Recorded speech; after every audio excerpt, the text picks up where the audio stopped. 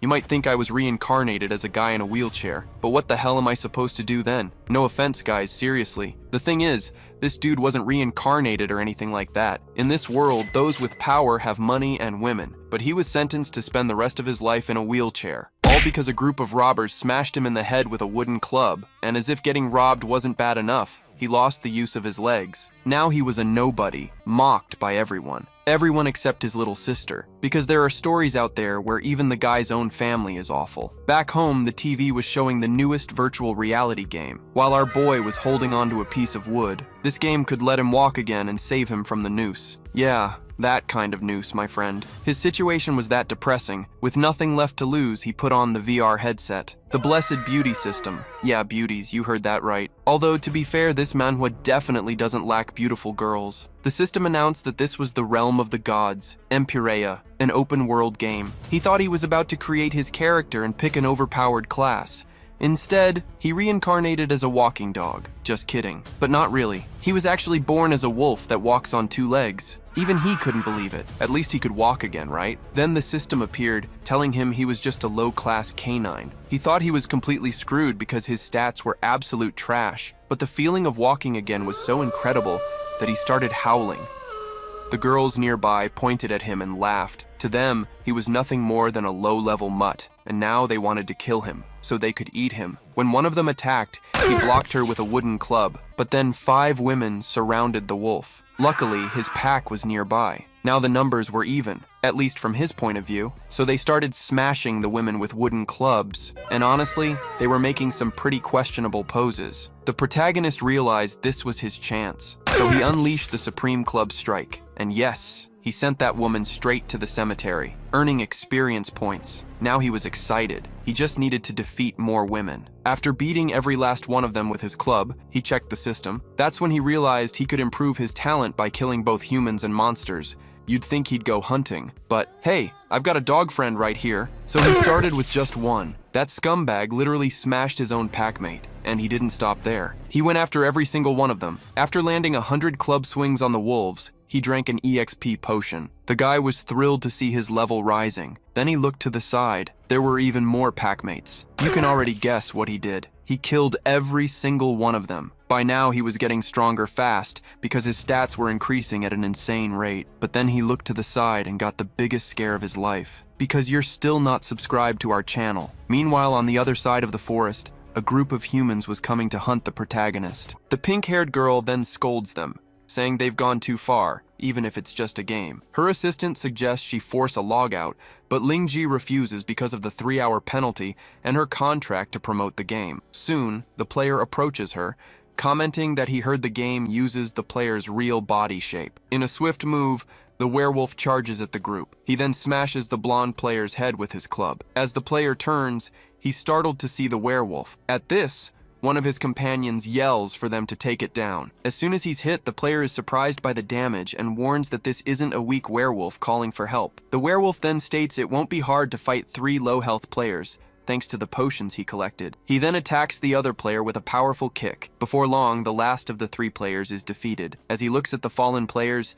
he laments that only 1 potion drops from each of them, as it's not enough. The girl watches the scene and wonders how it's possible that this wild beast seems to be helping her. The werewolf then offers her the potions, even though his internal plan was to kill her too. The girl thanks him, surprised to discover the creature can talk. Soon, Lingzhi gets a notification that the promotion is about to start and replies that she's fine and ready for the event. Realizing he's near the newbie village, he decides to move away to kill other demonic beasts and avoid becoming a target. Once in a safe spot, he decides to watch the game's official promotional clip to understand what the other players are doing. In the video, he sees the same girl he met before, now surrounded by countless players fighting wild beasts in the newbie village. With that, he concludes that life as a wild beast is better and gets ready to hunt other monsters. He then starts defeating all the weak werewolves he comes across. After collecting 10 enhancement fragments, he sits on a pile of bodies and declares he can finally upgrade his talent. A system notification informs him that his talent has been upgraded, granting his normal attacks a 6% critical hit chance. Although pleased with the crit chance, he wonders why he only gets level 0 status points and decides to investigate for clues. Checking the description, he discovers he needs 10 points to forge a higher level one, and calculates he'll have to defeat at least 100 enemies. Aiming to find higher level beasts, he decides to test his strength first on the common werewolves nearby. With a single blow, he defeats a level 1 werewolf. As a notification informs him he's leveled up to level 2, he realizes the status points are still level 0 and concludes he needs to find stronger beasts. Right in front of him, an imposing-looking beast appears, and he believes he's finally found what he was looking for. He notices that although the opponent is strong, it's still level 1. And with potions and being level 2 himself, he doesn't need to retreat. As they trade their first blows, both take damage on impact. He is then surprised by the opponent's damage, questioning how it can be so high. The battle continues with both of them trading blows with their clubs. 5 minutes later, he admits he only won the fight by luck thanks to the potion Feng Ling Zhi gave him. With a smile, he celebrates finally getting a level 1 status enhancement point. Then, a system notification informs him that he has acquired a werewolf club item. He's amazed to realize a piece of equipment dropped as a reward. While comparing the two clubs, he decides to check the official website to see if he can sell the item for 300 yen. Soon, he accesses the game's virtual store. Noticing the item is rare, he decides it doesn't matter and will sell it for 260 yuan just to try. As soon as he confirms the sale, the system prompts him to exit the store interface. A mail notification appears on the screen, and he orders the message to be opened. The system informs him that the item has been purchased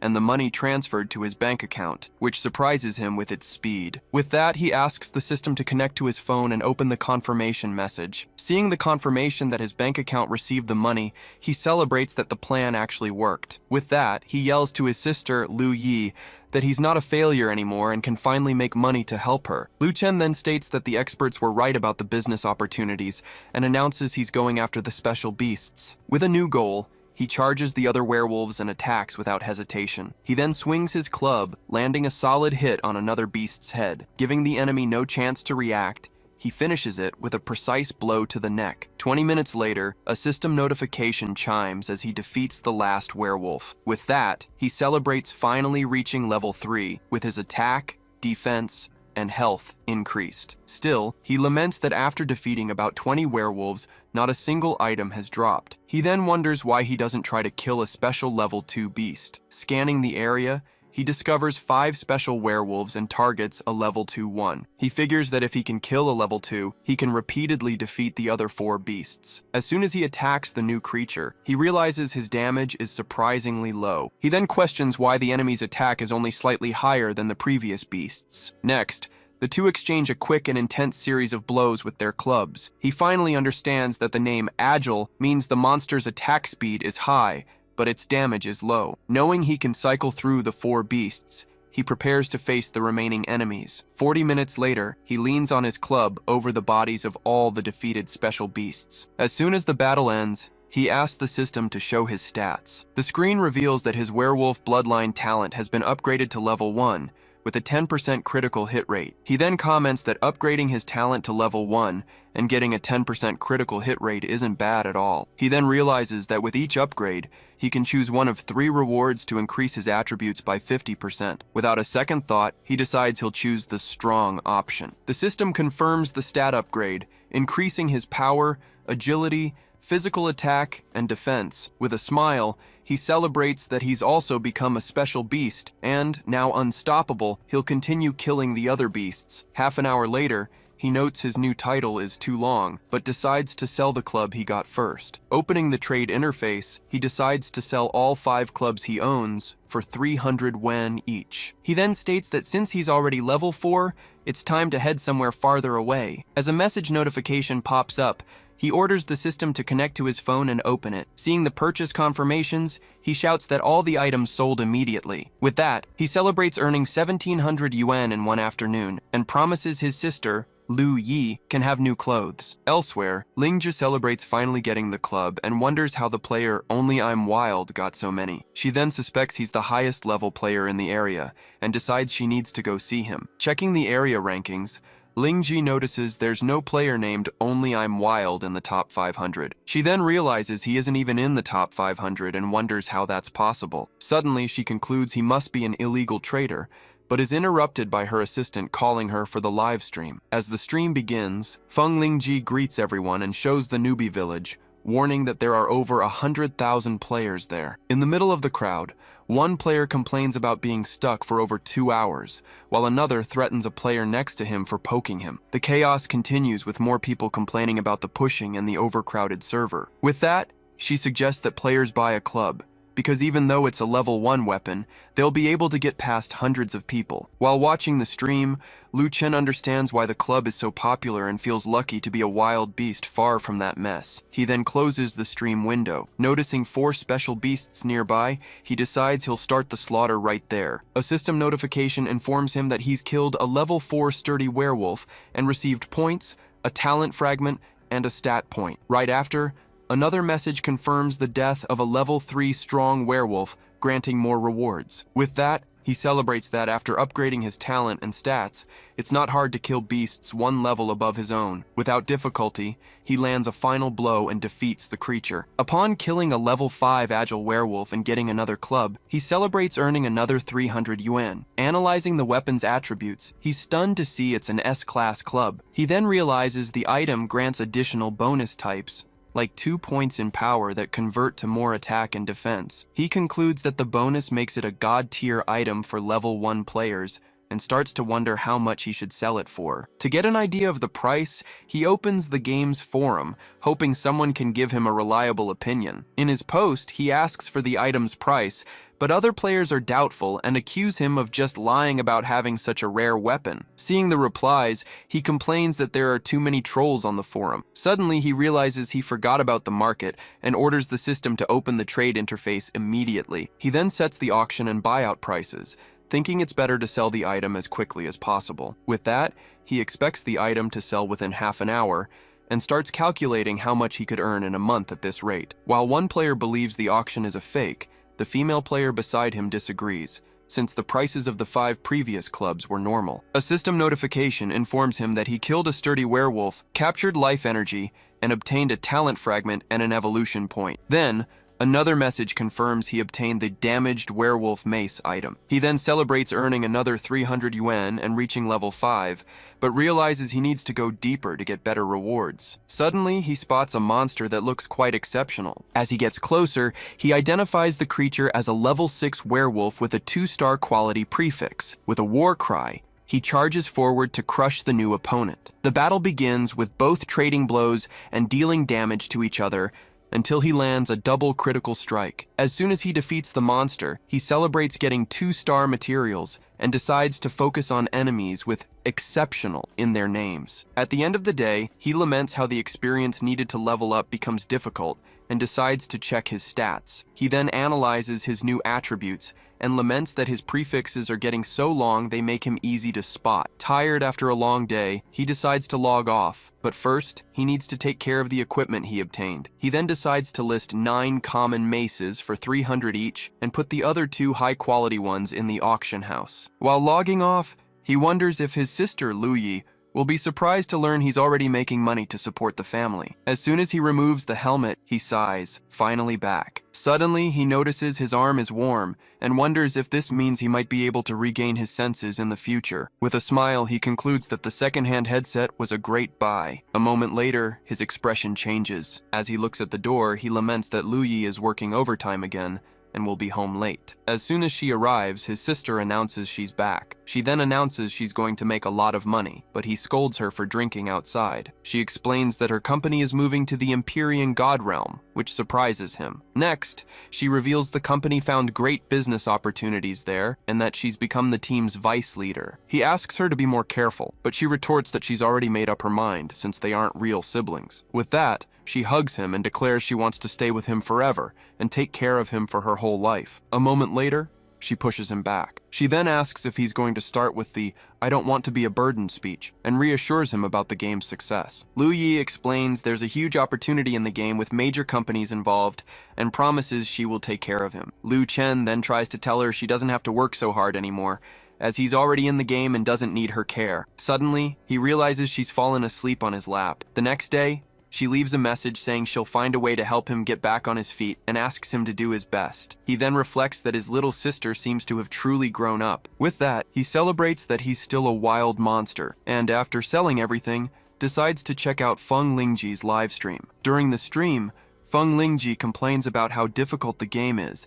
and that the top players are only just reaching level 5. She then attributes her success to the mace she bought, praising the arrogant seller who managed to sell so many items. Next, she speculates that he might be an internal test player who knows how to farm the maces. Noticing she not only has a great physique but is also a good person, he decides to give her a tip as a thank you. As soon as she receives the reward, she wonders if he was watching her live stream. With that, he declares that a new day has begun and it's time to get back to farming. 3 hours later, he celebrates that his quality has finally reached 2 stars and he's now at level 7. He then complains that his title can't be hidden and decides to head to a higher level area. With that, he wonders what his name will look like after another quality enhancement and if it will be visible from 800 meters away. Suddenly, he is startled to see he's found a named elite monster. Noticing there are dozens of special and elite monsters, he realizes he can't handle them and wonders what to do. Not knowing what to do, he tries to quickly think of a solution. He then realizes he has few healing potions, the maces are useless, and his materials aren't enough for an enhancement. Suddenly, he remembers something he had completely forgotten. Opening the reputation shop, he checks out a unique item called the Legion Recruitment Order, thinking it could be quite useful. The description reveals it allows recruiting a creature through a one-on-one duel, where the target can't have a higher level or talent than the recruiter. He decides to buy the item for 10 points, believing that just one ally won't be enough and that the order must be upgradable. Upon buying it, he's shocked to find that upgrading the order costs 500 reputation points. With no other choice, he decides to sell his 3-star materials, lamenting having to part with his hard-earned items. With that, the order is finally upgraded to level 3, allowing him to recruit 3 allies for support. Right after, he starts recruiting his new allies, and the system confirms the sturdy werewolf men are willing to join him. Quickly, the 3rd and final werewolf also accepts the recruitment and joins his party. To ensure victory, he decides he needs to upgrade his new allies. After the upgrade, he gathers his new team and summons them to clear the area of smaller monsters. In a coordinated attack, the group advances and begins to defeat the monsters in the camp. 10 minutes later, he orders one of his allies, Erzi, to advance and attack the group's leader. As soon as the attack lands, he's surprised by the monster's power, commenting that it's not bad for a mini-boss. He then commands his team, telling one to hold back while the other engages, declaring he'll draw the enemy's aggro. As his allies attack together, the system announces that the werewolf men commander has been killed and its life energy captured. He then comments that the enemy was very strong, but he obtained 3 talent fragments and 3 evolution points as a reward. Additionally, he receives a leather shoulder guard, a wolf fur vest, and a broken stone mace. He's then astonished to see he got a green quality piece of equipment, Quinn Zakas's weapon, which was extremely durable. Analyzing the weapon, he notes it has an incredibly high attack and is reluctant to sell it. He then orders his 3 subordinates to hunt monsters in the area, targeting the level 7 to 8 werewolf men. While waiting for Zakas to respawn, he concludes his subordinates are more efficient and decides to check on the player's situation on the live stream. On the stream, Lingji encourages players to level up so the main city will open at level 10 and new professions will become available. Soon, a female player suggests they join a guild, but Lingji replies that she prefers more flexibility, since joining a guild would mean fighting for resources. Checking the guild system, he's surprised to see that famous groups and even the cyber police are already in the game. With this, he reflects that the game is becoming more and more unbelievable. 8 hours later, he wakes up and asks who's poking him. Realizing it's already 7 in the morning, he concludes that Zakas respawns every 8 hours and decides to check his character's stats. He then plans to check his stats, buy 2 equipment slots, and use them before going to fight Zakas. As soon as he realizes he's almost level 9, he wonders if his 3 subordinates were farming all night. He then praises his subordinates for being like experience machines, and states that with the new equipment, Zakas is no longer a threat. With that, he summons his allies for battle and wonders for how much the server's first green-grade equipment will sell. As soon as he defeats Zakas,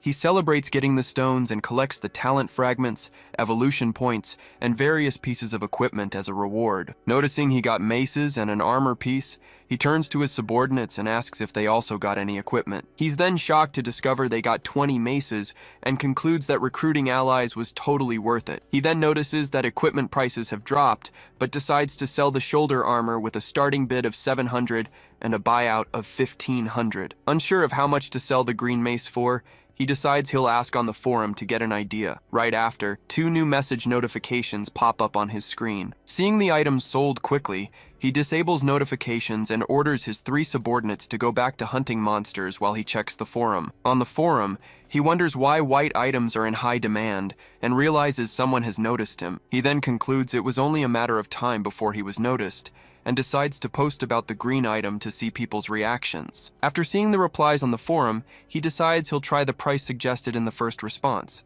since it's a level 5 item. With that, he lists the item on the auction house with a starting bid of 1,000 and a buyout price of 5,000. Elsewhere, a female player is shocked to see the auction and tells Lingzi that the player Only I'm Wild is auctioning a green mace. Her friend then asks if Lingzi has already added him as a friend, and she replies that she believes many people must have already done so. Lingzi then asks her friend Shan to track his ID and says she's found a way to add him as a friend. Unconcerned about it, he decides he'll focus on getting to level 9 first. 2.5 hours later, he's shocked to see he needs 50,000 experience points to level up, but celebrates that his attack is now over 60. In the distance, he wonders what that thing on the ground is. Soon he discovers it's 15 vials of healing potions and concludes there are more of them in the area. With that, he spots more healing potions just ahead. He then realizes he's going to make a huge profit this time. Suddenly, a female player yells that she's found the boss, and her companion agrees it must be him because of his long prefix. Right after, the player points to the mace and leather armor on his body,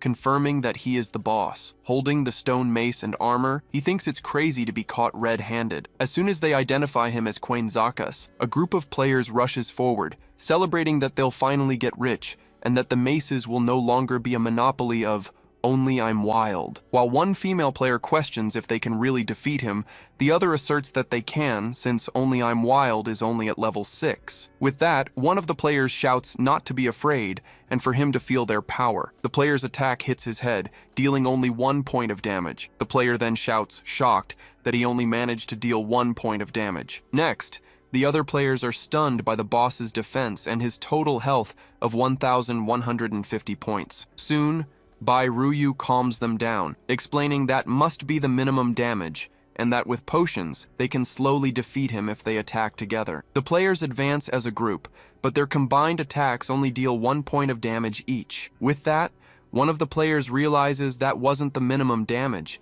and that their attacks are indeed ineffective. He doesn't get it, wondering if these players have lost their minds, fooling themselves about minimum damage. He then decides that, as a monster, he must play his part, and that he can't just keep attacking other monsters. He attacks a player, who shouts in shock that the blow took 1/6 of his life. As a female player yells for Xiong to take a potion, he's hit by a devastating blow. He charges again before the player can use his potion. One of the players then explains they don't have time to wait for a heal and must keep attacking in turns. While one player urges them not to panic and to focus on positioning, another complains that the boss attacks too fast. He then strikes one of the female players with a powerful blow. Realizing they can't beat him, one of the players yells for everyone to retreat. He then warns them that it's too late to run. Giving them no chance to escape, he charges forward and attacks the retreating group. After collecting 27 potions from one of the female players, he celebrates, thinking he's making a huge profit this time. He then concludes that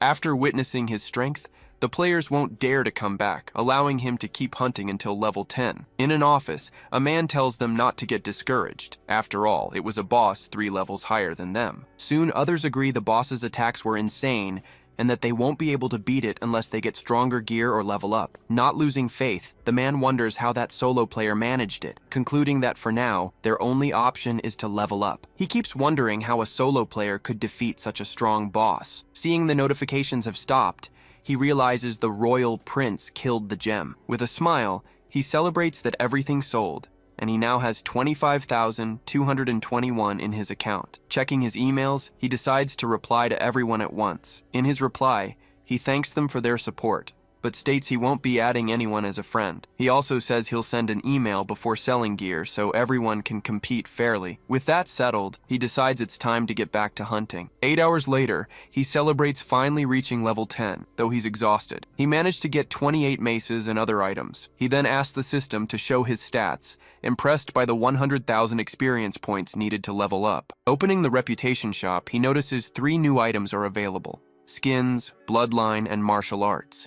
He then wonders what's the use of a werewolf skin, since he already is one. Reading the bloodline's description, he discovers that by combining it with a skin, he can change his attack style and transform into other monsters. He's stunned by the realization that if there's a human skin, he could turn into a human. Next, he checks the third item, martial arts, which allows him to gain the mana attribute for magical attacks and defenses. The shop offers low-level martial arts and yellow rank spell induction. He then learns the low-level martial arts technique, unlocking the mana attribute and gaining 1 mana point for every minute of meditation. Looking at his new stats, he realizes he can only meditate when martial arts is active, which he finds a bit tricky. With that, he decides he'll list all his gear for trade and auction, check on the other players' progress, and then go to sleep. While Lingzi complains about needing 20,000 experience points to level up, her friend tells her that Only I Am Wild has listed another gem for a lower price. Her friend then reports she managed to track the player to a live stream, but this time he's anonymous with the ID 9527. To thank her fans, Lingzi announces she's giving away a mace to one of the viewers in the room. With that,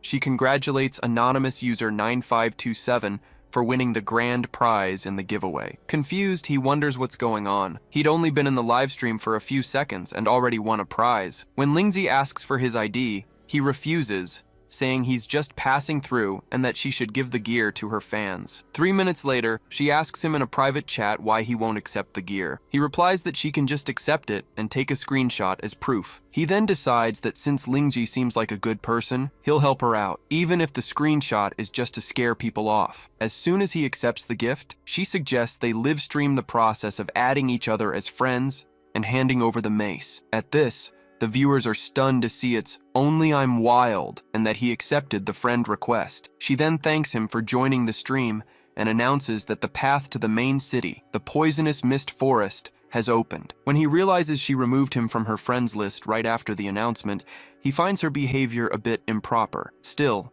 he decides to let it go, and, following her advice, heads to the poisonous mist forest to check it out. A sign at the forest's entrance warns that it is the only path to the main city and is inhabited by powerful creatures. Entering the forest, he wonders if he should avoid fights and just how strong the local monsters are. Suddenly, he senses the presence of spider-type monsters that look highly venomous. He's soon surprised to see the creatures are aggressive and attack him, even though he's a wild monster himself. He then commands his team, telling each to take on an enemy while he deals with the elite. With that, his team moves forward and starts attacking the poisonous spiders. After being hit by one of the attacks, he realizes he's been poisoned, but is relieved to see the damage isn't too high. 3 minutes later, he's impressed after extracting mana from the 5 creatures and getting 3-star materials, concluding the place isn't half bad. Next, he decides to check the stats of the items he got, including a spider silk bracelet and some tough spider silk. He then decides to open his 4th equipment slot to use the bracelet, which adds 6 points of physical defense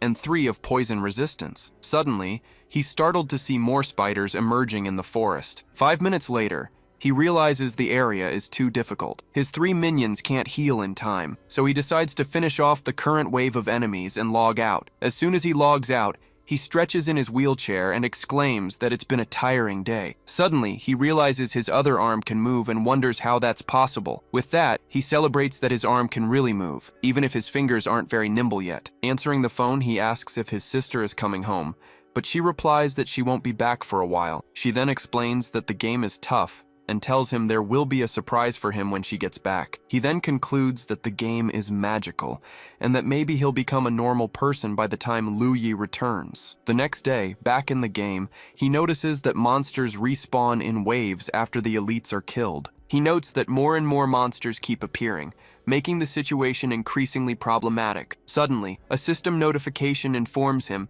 that one of his level 7 subordinates has died, but its recruitment token has been returned. In shock, he cries out the name of his fallen subordinate, Urzi. While drinking a healing potion, he observes the bodies of his other 2 subordinates lying on the ground. With that, he shouts that he will fight all of them. 10 minutes later, a notification informs him that he has left the poisonous mist forest and entered the newbie area. He then apologizes to his fallen subordinates. With a new plan, he decides he will equip his new recruits with poison resistance gear and fight more strategically. The next day, he notices that upgrading his 3 new recruits has stabilized his damage output, and the area is full of monsters to hunt. Suddenly, he spots another named elite monster, but realizes this one has many minions. He quickly identifies the creature as the Poison Widow Alisana, a level 10 elite monster. He then commands his team to break through the enemy's perimeter without getting greedy. Half an hour later, the battle against the elite and its minions continues. Once the Poison Widow is defeated, a notification informs him that he has obtained talent fragments, evolution points,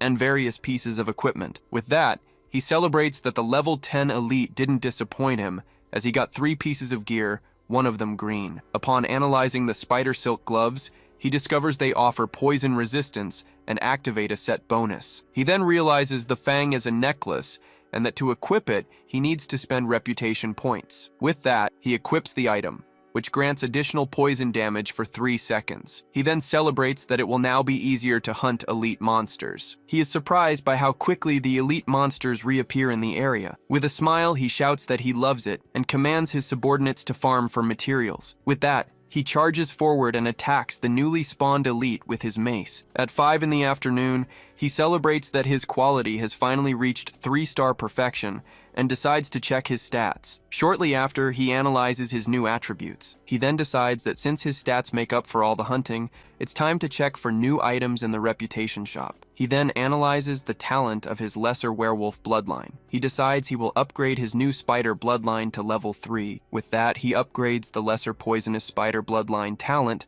to level 3. A system notification informs him that by merging the new bloodline, his appearance will change. He is then stunned to realize he has become half spider and half werewolf. With a smile, he celebrates that his speed after the bloodline fusion is incredible, but refuses to buy a skin to change his appearance. Tired, he declares that the day was hectic, and it's time to log out to get something to eat. While checking the forums, he remembers that he sold the maces and stones he farmed for over 10,000 credits, but he still hasn't sold the spider gear. He then concludes that since players haven't reached the poisonous mist forest yet, selling it now wouldn't be profitable. Seeing on the forums that Lingji and other players went to Zakus's area, he realizes they'll soon be in the poisonous mist forest and decides he needs to log in quickly. As the players rush to attack Zakus, Lingji warns them not to be hasty, reminding them that last time they were defeated by a single group. Another group moves forward, with a female player alerting everyone to be careful with the number of people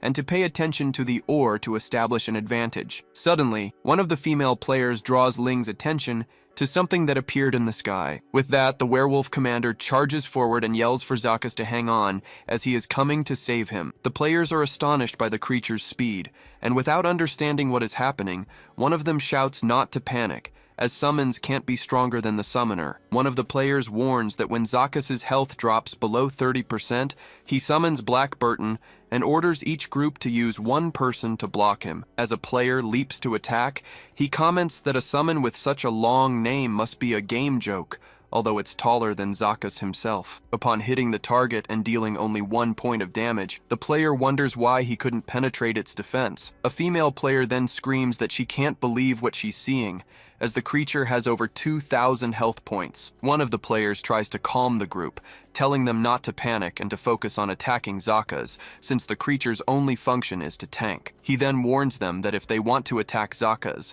they shouldn't blame him for being ruthless. With that, he lands a double critical hit and defeats one of the players. Immediately after, several surrounding players start taking poison damage. As the players are stunned by the summoned creature, one of them yells that Xiao San died in an instant. even though he had 250 health. He then turns to the group and asks why they are staring at him, questioning if he is that attractive. Without giving them a chance to react, he charges forward and poisons several players, who complain that they can't even drink a potion in time. Soon, the battlefield is filled with fallen players, defeated by the poison. One of the players then shouts that the creature is the real boss, and that they must organize to fight it. With that, he apologizes to Lingzi and attacks her, as she still has a little health left. The blow lands squarely, dealing considerable damage. She then screams in shock that the poison is dealing 60 damage per second. He celebrates that he hit the jackpot, and calls his 3 subordinates to collect the potions. He then decides he needs to check the players' movements on Lingzi's stream,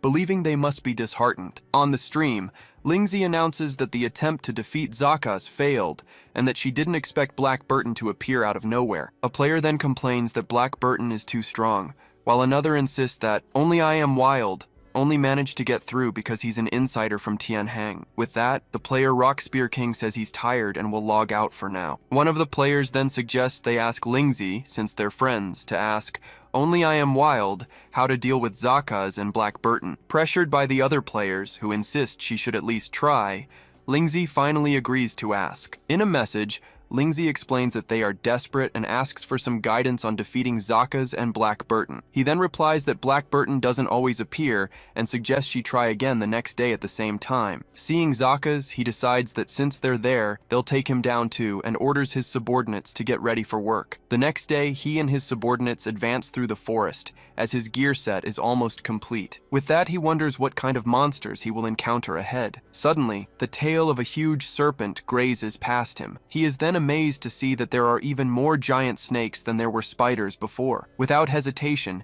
he orders his subordinates to attack to test the enemy. Seeing his subordinates get poisoned, he realizes the opponent's poison attack is 20, just like the Spider Queen's. 10 minutes later, surrounded by even more serpents, he complains that the number of enemies is too large and that Tianhang is trying to scare the players. He then prepares for a long battle, distributes 80 healing potions to each of his subordinates, and asks them to hold the front line. 2 hours later, exhausted, he wonders how long the hunt will continue and decides to log out to take a nap. The next day, he states that he won't delay the battle any longer, and that as soon as he logs in, he will start running to cross the Sea of Snakes. Upon returning to the game, he is stunned to see that his 3 subordinates are still fighting, as they should have disappeared. Moreover, he notices that they have all leveled up and become level 9 monsters. Completely shocked, he wonders how that is possible, and what the hell is happening in the game. He then realizes they took turns resting and hunting monsters, which is why they leveled up. With a smile, he concludes this perfectly solves his problem of splitting experience.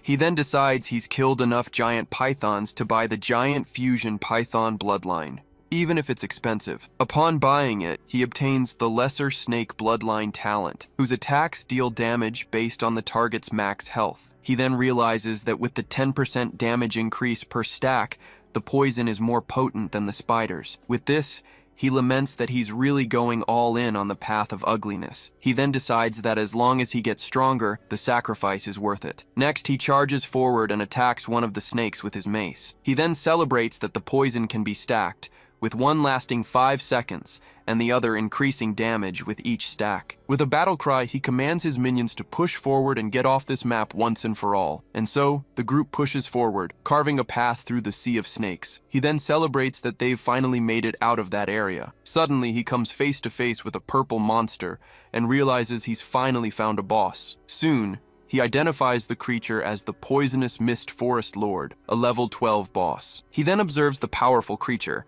which appears to be a fusion of a spider and a snake. He decides to take the risk. With his 3 minions, he believes he has a chance, since there are no other monsters around. The boss then licks her lips, ready for battle. In a swift move, she shoots her web, trapping his 3 minions and immobilizing them. Surprised, he realizes the boss has skills and that the battle will be challenging. With a shout, he tries to break free from the webs. He then realizes his 3 minions don't have enough attack power to break free. With that, he focuses and strikes the boss with a powerful blow. He notices his damage is slightly higher, but the boss has over 4,000 health and heals quickly. Next, the two exchange a series of intense blows. Soon, a notification informs him that his movement and attack speed have been reduced by 10%. He then concludes that with any other team, the battle would be impossible, but thankfully, his speed is fast enough thanks to his spider bloodline. With that, he decides his 3 minions can help now. The boss then turns and looks at them. In an instant, she traps them again with her web. He then realizes the containment skill has no cooldown, and that he'll have to rely on himself to win. With that, he decides to use a kiting strategy to wear her down slowly. Half an hour later, a notification informs him that he has defeated the boss and acquired several equipment items and materials. With a smile, he celebrates that the effort was not in vain, as he got 4-star materials, 5 items, a green helmet, and even a piece of blue equipment. Upon analyzing the blue armor, he notes that it offers high physical and magical defense, poison resistance, and a special skill. With this, he decides to stay in the area to farm Evelynshire blue equipment, certain that he will make a huge profit. Half an hour later, he is surprised to see that she respawned much faster than Zaka's. He then concludes that the poisonous mist forest was designed to keep players busy, which is why the respawn rates need to be faster. 10 hours later, he feels exhausted, but celebrates that he has finally obtained 17 poisonous mist sets and several other items. With a smile, he assumes the players must be suffering in the poisonous mist forest, and that it's time to cash in. Lu Chen analyzes the stats of a new helm, commenting that despite the high reputation cost for the 8th slot, the item can be sold for a good price. Next, he checks the game's forum,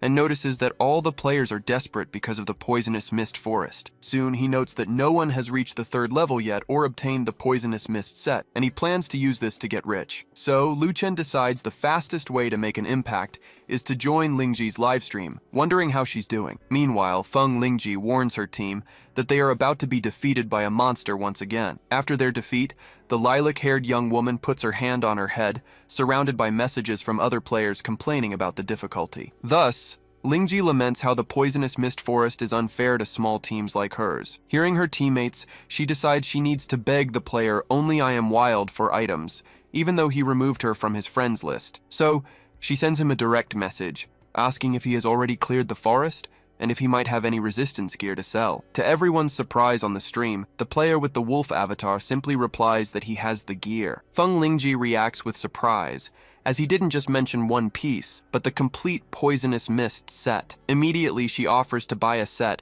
and asks how he prefers to trade, but is caught off guard by his question about how many she wants. The unexpected response leaves her speechless, repeating his question to herself. At the same time, the other players watching the stream react with disbelief, accusing him of lying. Though hesitant, Lingji decides to test him and asks if she can buy 3 sets. Soon, Lu Chen agrees to the trade and asks her to create a private room on the trading platform, requesting the room ID and password for delivery. Lingji then celebrates with her team, announcing she got 3 poisonous mist sets and still can't believe it. With that, the trade begins, and the poisonous mist set appears in the trading window, with confirmation that everything is in order. Next, the total amount of 21,000 gold coins is transferred to complete the transaction. After the trade, Feng Lingji thanks him excitedly, confirming that her team can now finally cross the spider forest. Lu Chen smiles as he sees his inbox flooded with messages, remarking on how effective the advertising was, but scoffs at the players who still doubt him. He then announces a personal auction for 10 p.m. in the auction area, deciding to wait the 20 minutes left for Evelynshire to respawn. 10 minutes later, at the live auction event, Feng Lingji, wearing a red dress, asks the audience to calm down, as the auction will begin shortly. Meanwhile, Lu Chen thinks to himself that he's not used to this transformation, but he'll put up with it for the money. The audience reacts with surprise and admiration, praising the new gear and the seller's strategy of auctioning everything in sets of 3. With that, Feng Lingji begins to announce the bids, which rise quickly until she asks if anyone in the audience wishes to offer an even higher amount. Soon, she announces the final bid of 9,800 for buyer number 711, and after the countdown, bangs the gavel to declare the lot sold. With the result, Lu Chen celebrates that he's making a fortune, as the values of the other sold lots are also displayed. The crowd at the auction is shocked, wondering where he gets so many sets and expressing admiration that he managed to get them all by himself. While the audience speculates that he must be an employee of the game company, Lingji announces that the appetizers are over, and now it's time for the main course. The crowd reacts with astonishment, wondering how many sets he really has and rushing to place their bids. In an instant, bid paddles shoot up everywhere, signaling the start of a fierce bidding war. With that, Feng Lingji announces a bid of 45,000 yuan from participant number 003, while Lu Chen celebrates the number of rich people present at the auction. Without hesitation, Feng Lingji bangs the gavel and congratulates buyer number 003, selling the first lot for 45,000. Immediately, she announces the second lot, consisting of 3 more sets of the poisonous mist, starting again at 15,000. Defiantly, the same buyer raises their paddle, offering 45,000 all at once for the second lot. At this, another group of players remarks that buyer 003 wants to monopolize the items. They urge their leader to secure a set for the level 10 city. The group's leader stands and bids 47,000, outbidding the offer. Then, a third player enters the fray, raising the bid to 50,000. Lingji finalizes the sale of the second lot for 50,000 to number 027 and announces the last lot, 5 sets, starting at 25,000. The crowd reacts in shock at the number of items, the high minimum increment, and the pressure of this being the last chance to buy. A single bid of 90,000 is made, silencing everyone. While one player laments that the last 5 sets are already sold, Lingji finalizes the sale to buyer number 042, marveling at the participants' wealth. The group that lost the bid withdraws, complaining that it's impossible to get the items with so many rich players on the server. With the auction over, Feng Lingji thanks everyone. As a reward, she reveals that an even more terrifying challenge awaits them. The remaining audience panics, questioning how anything could be worse than the Serpent Tide and doubting her information. She then reveals there is one more piece of equipment that could determine their success in the poisonous forest. The crowd is baffled, wondering how only I'm Wild could still have more gear and what power this new item might hold.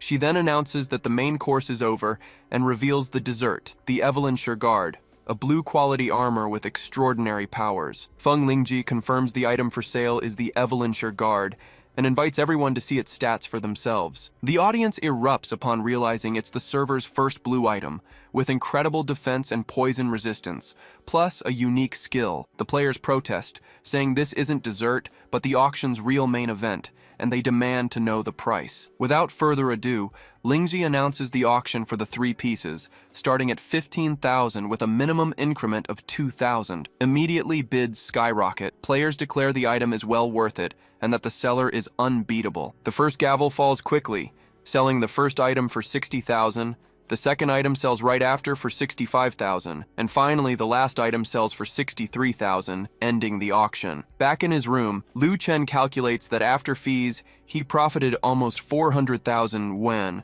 and his total savings now exceed 450,000. Though satisfied, he reflects for a moment and decides it's still not enough, choosing to save a little more. In his wheelchair, Lu Chen wonders if anyone will make it through the forest, but decides it doesn't matter and that he'll go to sleep. Meanwhile, in the game, the leader of the Sword Guild declares that they, along with other groups, will begin a joint attack on the poisonous mist forest. At the order to advance, all the players rush towards the forest, determined to reach the main level 10 city. Leading the charge, Feng Lingji now moves confidently among the spiders, easily repelling their attacks. Lingji tells her team to hold on a little longer, even though they're tired, as another player announces they've finally obtained the gloves needed to enter the Serpent Tide. In the heat of the battle against the snakes, one of the leaders yells for them to hold formation and not to forget teams 15 and 16, while Lingji urges everyone forward. At 4:50 in the morning, Feng Lingji leads the group out of the area, celebrating that they've finally crossed the Serpent Tide and must be the first group to do so. Suddenly,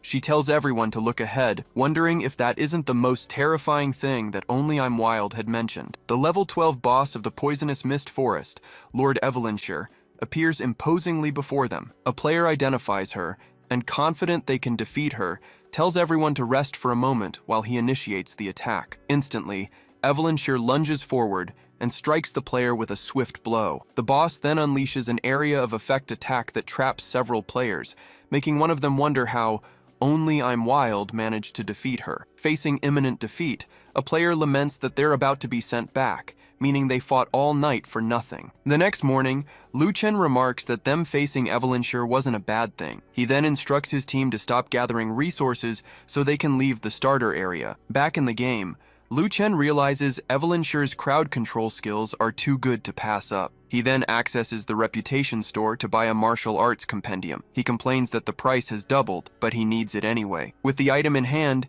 he uses it to transform the skill into Spider Silk Bandage. He then analyzes the new skill and notes that, luckily, he had already stored hundreds of pieces of silk. Now, in his new form, Lu Chen summons his wolf companions and orders them to advance. 10 minutes later, he reaches a fork in the road. He decides to explore the Beast Mountain range, as his current identity would prevent him from entering the main city. He's surprised by how vast the map of the Beast Mountain range is. So, he calls his companions to explore the area, looking for suitable monsters to recruit. Along the way, he spots an agile wolf-like creature. Next, he sees a tiger creature with high attack power. He also finds a thick-skinned bear creature, but concludes that none of the three are suitable for his needs. With that, he and his team arrive at a gloomy cemetery called Chaos Burial Hill, guessing he'll find special creatures there. As he gets closer, a system notification warns him that his newbie protection has ended, and he should be careful upon entering. Suddenly, a skeletal hand erupts from the ground right in front of him. Right after, a level 24 Stygian nymph reveals itself before him. Lu Chen is stunned. He didn't expect the creature's level to be so high. The Stygian nymph then launches a skull-shaped energy projectile at him. The attack hits all his wolf companions, dealing significant area of effect damage. Lu Chen quickly realizes the creature's damage is terrifying. It's exactly the kind of subordinate he needs. Suddenly, several other ghostly creatures emerge in the cemetery, surrounding Lu Chen and his allies. Lu Chen orders his companions to attack, even as they all take more damage from the enemies. As the creatures advance, he runs to take cover behind one of the tombstones. Noting how scary the creature is, he decides to test his new skill. He tells his companions to hold their position while he lures one over. 2 minutes later, Lu Chen finally uses his new skill, shouting its name, Spider Silk Bandage. He then realizes the skill activates from his belly, and he complains about the awkward pose he has to strike to use it. 10 minutes later, the system announces the successful capture of the Stygian nymph. Lu Chen immediately decides to check its stats. He's impressed by the creature's high attack power and decides to upgrade the recruitment order to get another one. 15 minutes later, Lu Chen celebrates getting a second nymph. This triggers a territory mission for founding a 5-member force. The mission reward is then revealed: the right to use the area and the title, Fearless and Bold. He concludes that establishing a territory is great, but he needs to choose a higher level area to prevent other players from reaching it easily. He decides that Quanyun Peak, the highest point in the Beast Mountain range, is perfect. He remembers there's a level 25 Tiger King there. Deep in the forest, the eye of a powerful creature opens. Upon finding the Tiger King, Lu Chen notes its imposing presence. He's relieved to see it hasn't brought any minions. He orders his team to prepare for ranged attacks, while he takes the front line to start the battle. In a single blow, the tiger lunges forward and strikes Lu Chen with devastating force. Surprised by the attack's speed and damage, Lu Chen realizes he can't take many more hits. He orders everyone to attack at once. In response, his entire team moves in, attacking the Tiger King with a barrage of coordinated strikes. 40 minutes later, with the tiger defeated, the system gives Lu Chen a choice: kill it for rewards, or drive it away to complete the mission. With a shout, he chooses to drive the creature away. He then sighs in relief, glad the task is finally over. The system congratulates him on completing the mission and instructs him to clear the remaining creatures to rename the peak. He decides to call it Renai Peak. Next, checking the effect of the Fearless and Bold title, he's impressed to find the health bonus is percentage-based. Excited, Lu Chen declares the game is getting interesting. He orders everyone to start clearing the area, as he is now the leader of these creatures. His new team begins to defeat and capture various monsters on the mountain, earning quality points with each victory. During the hunt, the system announces he has obtained a new item, the Spiked Wolf Fang Club. As he gets another item, Lu Chen celebrates the new equipment and motivates everyone to keep pushing forward. After the hunt, Lu Chen announces he has finally reached level 12, which unlocks access to the Moon Valley Secret Realm. The system then explains that secret realms are a special game mechanic, divided into solo and multiplayer modes, with no entry limits. Inside an ice cave, Lu Chen wonders if the new content is just dungeons, commenting that the game loves to create extravagant things. He then instructs his 3 wolves to level up outside,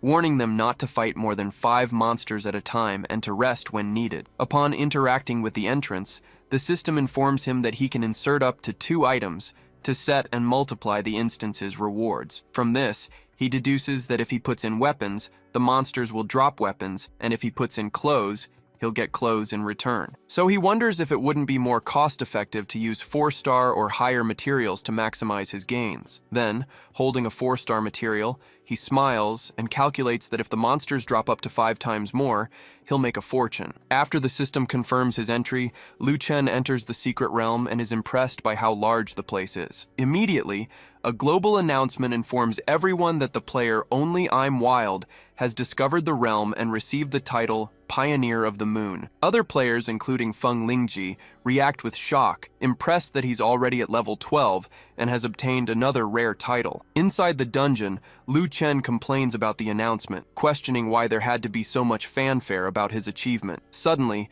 a pack of silver moon wolves charges toward him to attack. Unfazed, he prepares to fight, reminding himself that he's only there to collect materials. He then faces the monsters, commenting that luckily the wolves aren't strong and he can handle 5 of them at once without any pressure. Upon defeating one of the wolves, the system confirms he's obtained several talent fragments, making Lu Chen celebrate that the spoils were indeed multiplied by 5. With that, he continues to fight the silver wolves, defeating them with ease. An hour later, Lu Chen celebrates having leveled up and gathered over 1,000 materials in such a short time. With his newly updated stats, he now possesses far superior attack and defense power. He then reflects that after adding the word king to his name, he has become a boss, but he still doesn't know where to find the enhancement materials. Looking toward the end of the cave, he concludes that only the final boss is left, but with his high HP and poison damage, he isn't afraid. Lu Chen calls it weak for only having 6,000 health,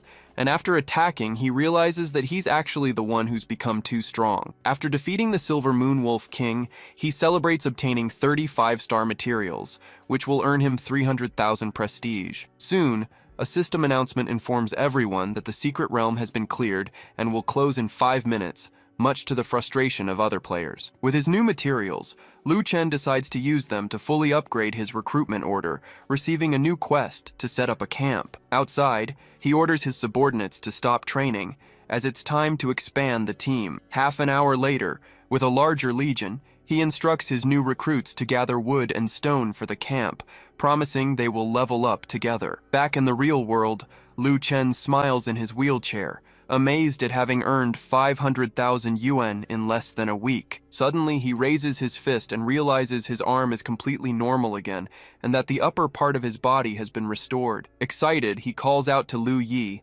shouting that he has feeling in his upper body and will soon be a normal person again. Sitting in his chair, Lu Chen notes that his thigh is getting warm and will be the next to recover. But first, he's going to buy a house for himself and Lu Yi. He then finds an apartment listing on his phone, and upon seeing the refund policy, decides to go the next day to surprise his sister. Meanwhile, at the National Security Agency of Country C, an important meeting is taking place. Inside, the Special Action Group leader, Li Manhwa, questions Director Lin about creating a task force for a game, but is told that Empyrean God Realm is not as simple as it seems. The director explains that not only they, but governments and militaries worldwide are participating, as he believes the game could change the future of humanity. With that, he speculates they'll see more of what's happening when the second version of the game is released and asks about their agent's progress. Li Manhwa admits they are still stuck in the poisonous mist forest, and the director instructs him to seek out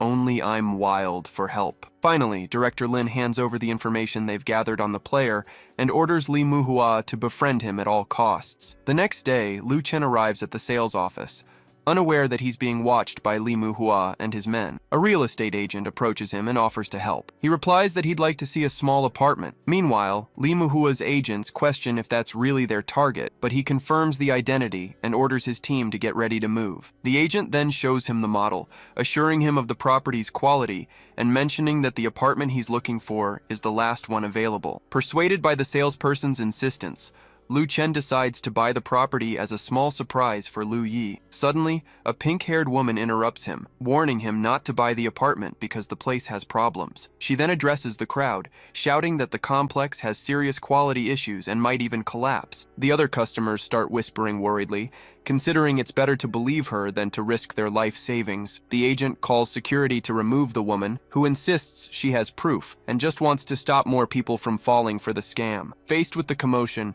Lu Chen thinks to himself that, true or not, it's best not to make the payment right now. A manager then orders the guards to get rid of the woman quickly and not to hesitate to use force. One of the guards moves forward to handle the disturbance. As he passes, the guard shoves Lu Chen's wheelchair and tells him to get out of the way, calling him a cripple. The man then grabs the woman by the arm, telling her to come with them outside, while she resists and screams for help. As the scene unfolds, Lu Chen watches everything with interest. At the same time, other onlookers start filming, predicting the video will get a lot of views. The guard orders the woman to stop talking and leave with them, while she begs the crowd to help, claiming she's there for them. Just then, Lu Chen intervenes, grabbing the man's arm and questioning why he's bullying a woman like that. The guard insults him and tries to kick him, but Lu Chen blocks the blow with his leg, surprising himself with his own strength. With that, another guard approaches with a baton, as the first one yells for them to beat him senseless. However, the approaching guard is already stumbling back with a bloody mouth before he can even attack. Next, Lu Chen stops the baton strike with his bare hand,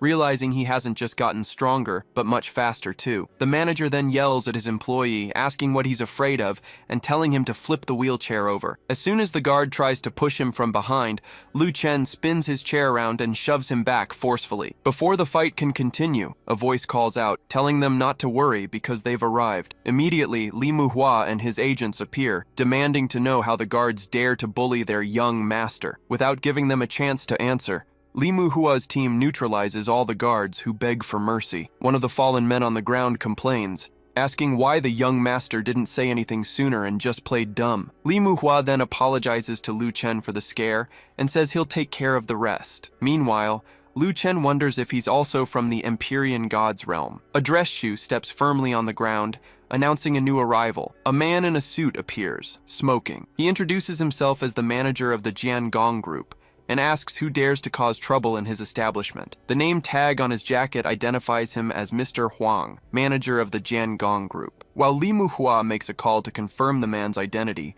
Mr. Huang taunts him, saying that no one in the city dares to mess with his group. Calmly, Manhwa ends the call and informs the manager that he has less than 10 minutes left. Finding the situation amusing, Mr. Huang gives him 1 minute and orders his goons to get rid of everyone. The two men approach, assuring the manager it won't even take a minute, as they are fighting champions. Then one of them leaps towards Manhwa, shouting that he hates arrogant people more than anything. Effortlessly, Manhwa blocks the attack with his foot and slams the attacker to the ground. Immediately, he turns and lands a powerful punch to the second goon's stomach. The blow sends the man flying backward, leaving Mr. Huang completely shocked by the scene. With an intimidating smile, Manhwa approaches and asks the manager where he went wrong. Terrified, the man apologizes and offers his resignation. Despite the apology, Manhwa attacks him with a punch to the chest. With all the men on the floor, he declares that he will make anyone who dares to provoke his young master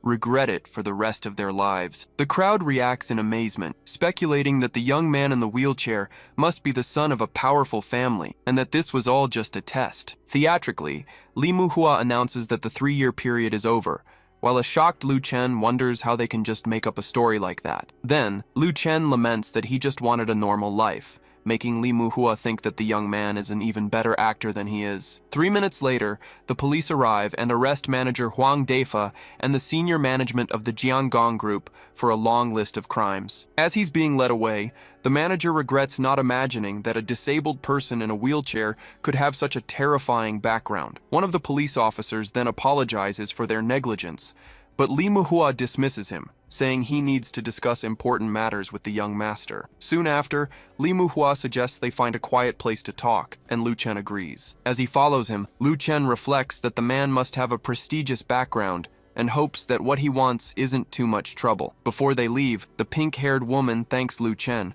surprised by his power, but he says he's also grateful to her for alerting everyone. With that, Manhwa informs her that he and the young master have business to attend to and asks his men to thank the woman for her help. At a restaurant, Lu Chen directly asks who they are and what they want with him. Manhwa explains they need help from Only I Am Wild. When questioned, he reveals that their methods allow them to bypass security systems, like those in banks. Upon hearing this, Lu Chen realizes that these people are truly not simple. Then, Li Muhua explains that they have 500 people trapped in the Serpentide and offers him a card that entitles him to a mansion as a reward for his help. Calmly, Lu Chen refuses the offer, arguing that it's too large a reward for such a small favor. Finally, he pushes the card back, stating that he doesn't like to owe favors and that he will achieve what he wants with his own two hands. Li Muhua then offers a new deal, a card with a 30% discount on any Changsheng Group property, plus a promise to protect his and his family's privacy. With that, Lu Chen accepts the offer, but questions why they put so much effort into a simple game. He is informed that governments and militaries from all over the world are involved, so he instructs them to go to the poisonous mist forest between 7 and 7:30 that evening, and then he takes his leave. Li Muhua is confused and asks how they will get through, but Lu Chen simply replies that they'll find out when they get there. As he walks away, he thinks that while the discount is valuable, the protection of his and his sister's privacy is what's most important, concluding that it's worth cooperating a little. That night, at 7, one of Li Muhua's men questions if they'll really be able to get through, since their equipment is terrible. Then, another member of the Iron-Blooded Defenders team laments that the poisonous mist sets are very rare, and that you can no longer buy equipment with money. Losing patience, one of the players orders everyone to stop talking and move forward, while Li Muhua thinks that Lu Chen didn't explain anything clearly. The moment the first player steps into the forest entrance, a mysterious energy emanates from the ground, making him wonder what's happening. Immediately after, the entire team, including a shocked Li Muhua, reacts in astonishment, exclaiming that what they are seeing is just too over the top. A player points to the path ahead, announcing in shock that he cleared all the monsters by himself. At this, Li Muhua exclaims that he wiped out the entire pack alone, and that his strength is unbelievable. Lu Chen then moves forward with his captured creature, commenting that teaming up made the favor easier to fulfill. 20 minutes later, Li Muhua celebrates that even Evenshire has been defeated, questioning just how strong the young man really is. 2 days later, in the 100 Beasts mountain range, Lu Chen celebrates the large number of items obtained and the fact that everyone on his team has reached level 14. Next, one of his subordinates, a 3-petaled flower monster, hands him a piece of equipment he's never seen before. He then inspects the item, surprised that it's a unique piece of equipment, but laments that its drop rate is very low. Unsure of how much to sell it for, he decides to list the item in the auction house for 60 minutes, hoping to get the highest possible price. Meanwhile, Feng Lingji decides to look for new equipment and is surprised to see that Only I'm Wild has listed a new item for sale. Upon inspecting the piece, she discovers it's a unique item for female characters that doesn't take up a normal equipment slot. With that, she decides to try on the item and, enchanted by its appearance and effects, declares she must buy it no matter what. Soon, she realizes many people are competing in the auction, and the fight for the item will be fierce. Elsewhere, a female player asks her father to help her buy the server's first unique item, and he assures her he'll get it for her. At the same time, another girl compliments how good the equipment looks on her and asks a young man for help, who reassures her that he's already bidding. With only 5 seconds left, Feng Lingji warns everyone that the price has hit $65,300 and that the final bid will be critical. As the countdown nears its end, Feng Lingji despairs at the number of people trying to bid at the last second. After it's over, Lu Chen celebrates as the item sold for over 80,000. Now, with his balance and the discount card, he can almost buy a 1 million yuan house. Then, back in the game, he decides not to rush things and resolves to fuse the 3-petaled flower monster's bloodline first. With the fusion, a small plant sprouts from the top of his head. Using his new 400-meter vision, he exclaims that the ability is insane, then comments that they wouldn't have noticed the hidden area without that power. He then notices the mist has a low-level enchantment effect and wonders what could be inside. As he gets closer, he finds a tombstone describing the place as Lost Eden, a dangerous location where monsters roam. At the same moment, a server-wide alert is triggered, announcing that Only I'm Wild has started a global task to resist an invasion, leaving other players shocked. The level 20 task consists of destroying 8 formation eyes in Lost Eden to stop a dangerous mist from spreading and strengthening the monsters. The players discuss the mission's difficulty and the need to quickly find the location of Lost Eden. Next, the system announces that, for the task, the servers will be temporarily merged, forcing all players to log out for 15 minutes. The news of the server merge stirs the players, who realize how big the task is and begin to gather their allies. At this, a guild leader proposes an alliance to Feng Lingji, suggesting that with her beauty and influence they might have a chance. Meanwhile, Lu Chen complains about being in the spotlight again, but notes that with his new ability, the super mutated wild monsters ahead are clearly visible. Before him, a group of super mutated werewolf creatures awaits within the mist. Back in the game, Lu Chen comments that there are so many level 15 super mutated monsters that it might be difficult to handle them all. Suddenly, he remembers that even though the enemies are super mutated wild monsters, he is also a mutated monster. In front of him, a super mutated elite werewolf prepares to attack. Right after, a super mutated elite Stygian banshee also reveals its intimidating presence. With this, Lu Chen celebrates that his stats have doubled and that this is the stable benefit of being a wild monster inside the mist. 15 minutes later, Lu Chen thinks about the server merge and decides to check Feng Lingji's livestream to see what's happening. The scene then shifts to the grand level 10 main city, Stormwind. After the merge, a crowd of players floods the streets. Someone comments that the main city is now even more packed than the old newbie village. Among the players, Feng Lingji notes that newbie protection is gone and everyone is now looking for the lost Garden of Eden. Back in the game, Lu Chen orders his subordinates to move out and defeat the monsters. Relieved to be a wild monster and not a player in that crowd, he decides to use this opportunity to kill more creatures. With that, he and his allies start taking down the super mutant elite wolves, gaining evolution points with each victory. Soon, he excitedly realizes the drop rate for elite monsters is tripled, and they're dropping 4-star materials directly. Upon finding a mini-boss, he wonders what good loot the creature will drop when he defeats it. After defeating the Moonwolf King, the system announces the new items he's obtained,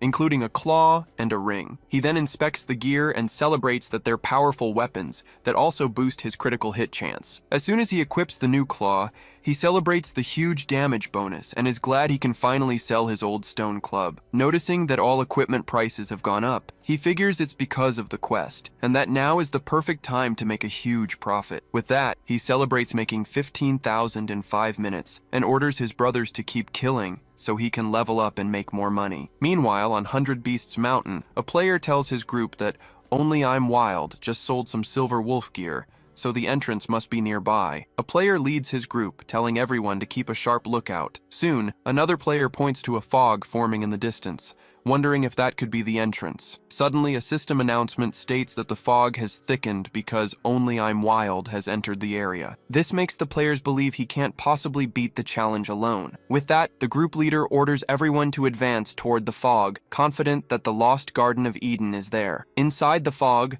Lu Chen approaches a stone pillar and wonders if it's the eye of the formation and if he should just destroy it directly. He then orders one of his subordinates, whom he calls Big Head, to attack the pillar to see what happens. As soon as she attacks, an energy barrier violently repels her. Immediately, the remnant soul of a level 20 evil wolf emerges from the pillar to confront them. The monster strikes Lu Chen's subordinate with a powerful blow, making him exclaim that a single wave of attacks took out half her health. Seeing how strong the enemy is, he orders his other subordinates to fall back while he takes the lead. Even with his high attack power, Lu Chen barely scratches the monster's defense. He realizes it has 100,000 health, but his mana attacks can drain its energy. With a new strategy, he decides to gear up his allies and then wear the enemy down to death, ordering everyone to attack at once. One of his arachnid attacks hits the monster and traps it. He then orders his injured subordinate to heal, while the other two prepare to take over the fight. With the team rotating, they continue to attack the pillar's guardian with a series of coordinated strikes. An hour later, with the Guardian's health almost depleted, Lu Chen orders everyone to hold their positions and not make any mistakes. Meanwhile, Manhwa orders her team to focus on the entrance, but her men complain that the silver wolves are too strong and their own attacks are weakened. At the same time, Feng Lingji's team is also fighting the mutated wolves. She comments that the poisonous fog is terrifying, as it strengthens the monsters and weakens the players. One of the players worries that the fog might spread to the main city, but his leader scolds him, telling him not to overthink it and to focus on finding the entrance. Suddenly, a global announcement declares that Only I'm Wild has successfully destroyed the southeast eye of the formation, leaving all the advancing players completely shocked. With the pillar finally destroyed, Lu Chen and his team appear, exhausted. He exclaims that he finally did it as the system begins to calculate his reward. Right after, he smiles confidently, thinking that after so much effort,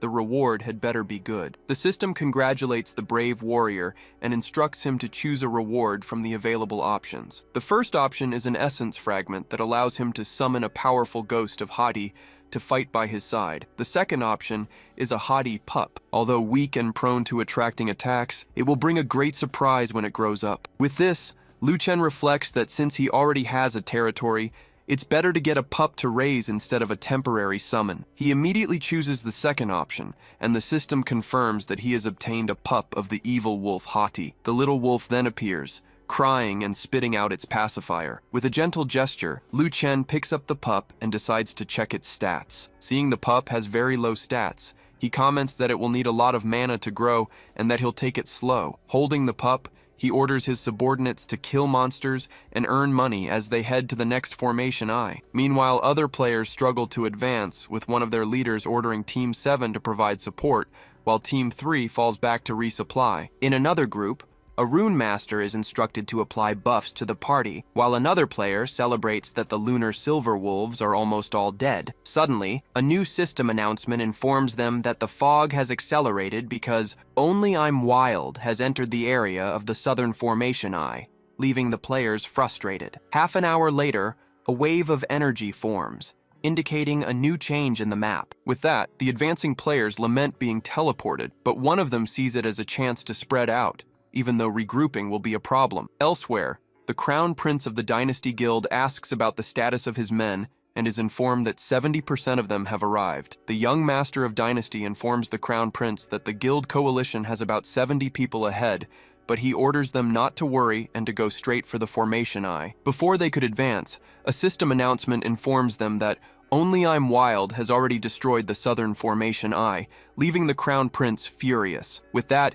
he yells for his guild to hurry, as there are now only 6 formation eyes left. Meanwhile, Lu Chen chooses the second reward again and obtains another divine beast, the eagle Vidofnir, deciding to continue the battle for the next formation eye. He then laments that although he has collected a lot of equipment, he doesn't have enough healing potions, and there's nowhere to buy them. Suddenly, he wonders why there are werewolves there and realizes someone is approaching. A group of players advances cautiously, with one of them commenting that the visibility is very low and that they need to hold their formation. Soon, they spot a dark creature and are startled by the super-mutated boss's extremely long name. Hiding in the shadows, Lu Chen realizes the players are the potion delivery he needed and orders his creatures to attack. Immediately, his subordinates charge forward and ambush the group of players. One of the players shouts, questioning the damage he took and how his health dropped so fast. Desperate, one of the leaders orders his group to follow him and kill it, realizing they are about to be wiped out. With a single blow,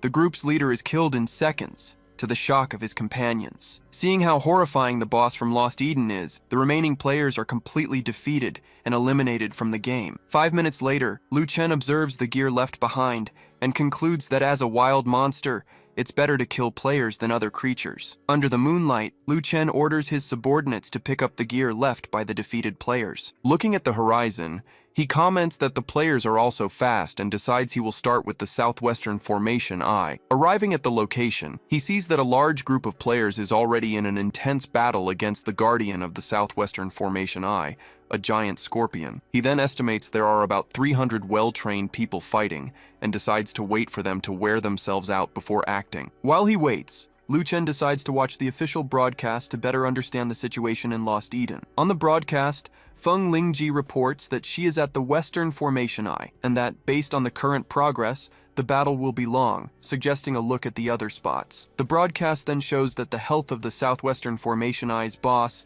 is dropping faster, and that it should be the next to be defeated. Next, the camera quickly shows the bosses of the Northwestern and Western Formation Eyes, giving a general overview of the situation. Seeing the official summary, Lu Chen smiles and decides he will follow that order to steal the kills one after another. Half an hour later, with his team recovered, he asks if they've rested enough and summons them to battle, shouting that it's time to steal some heads. At the right moment, he leaps into battle and uses his skill, shouting, Spider silk wrap! With that, the players fighting the boss are suddenly trapped in silk webs. One of the players turns in shock, questioning the appearance of other wild beasts, startled by the creature's long name. Immediately, the group of players is defeated. They lament the arrival of another boss, and one player says he didn't expect to be able to summon other beasts. 8 minutes later, with the players out of the way, Lu Chen moves forward to face the Pillar's guardian alone. 5 minutes later, a system announcement informs that Only I'm Wild has destroyed the Southwest Formation's eye. Lu Chen celebrates killing the players,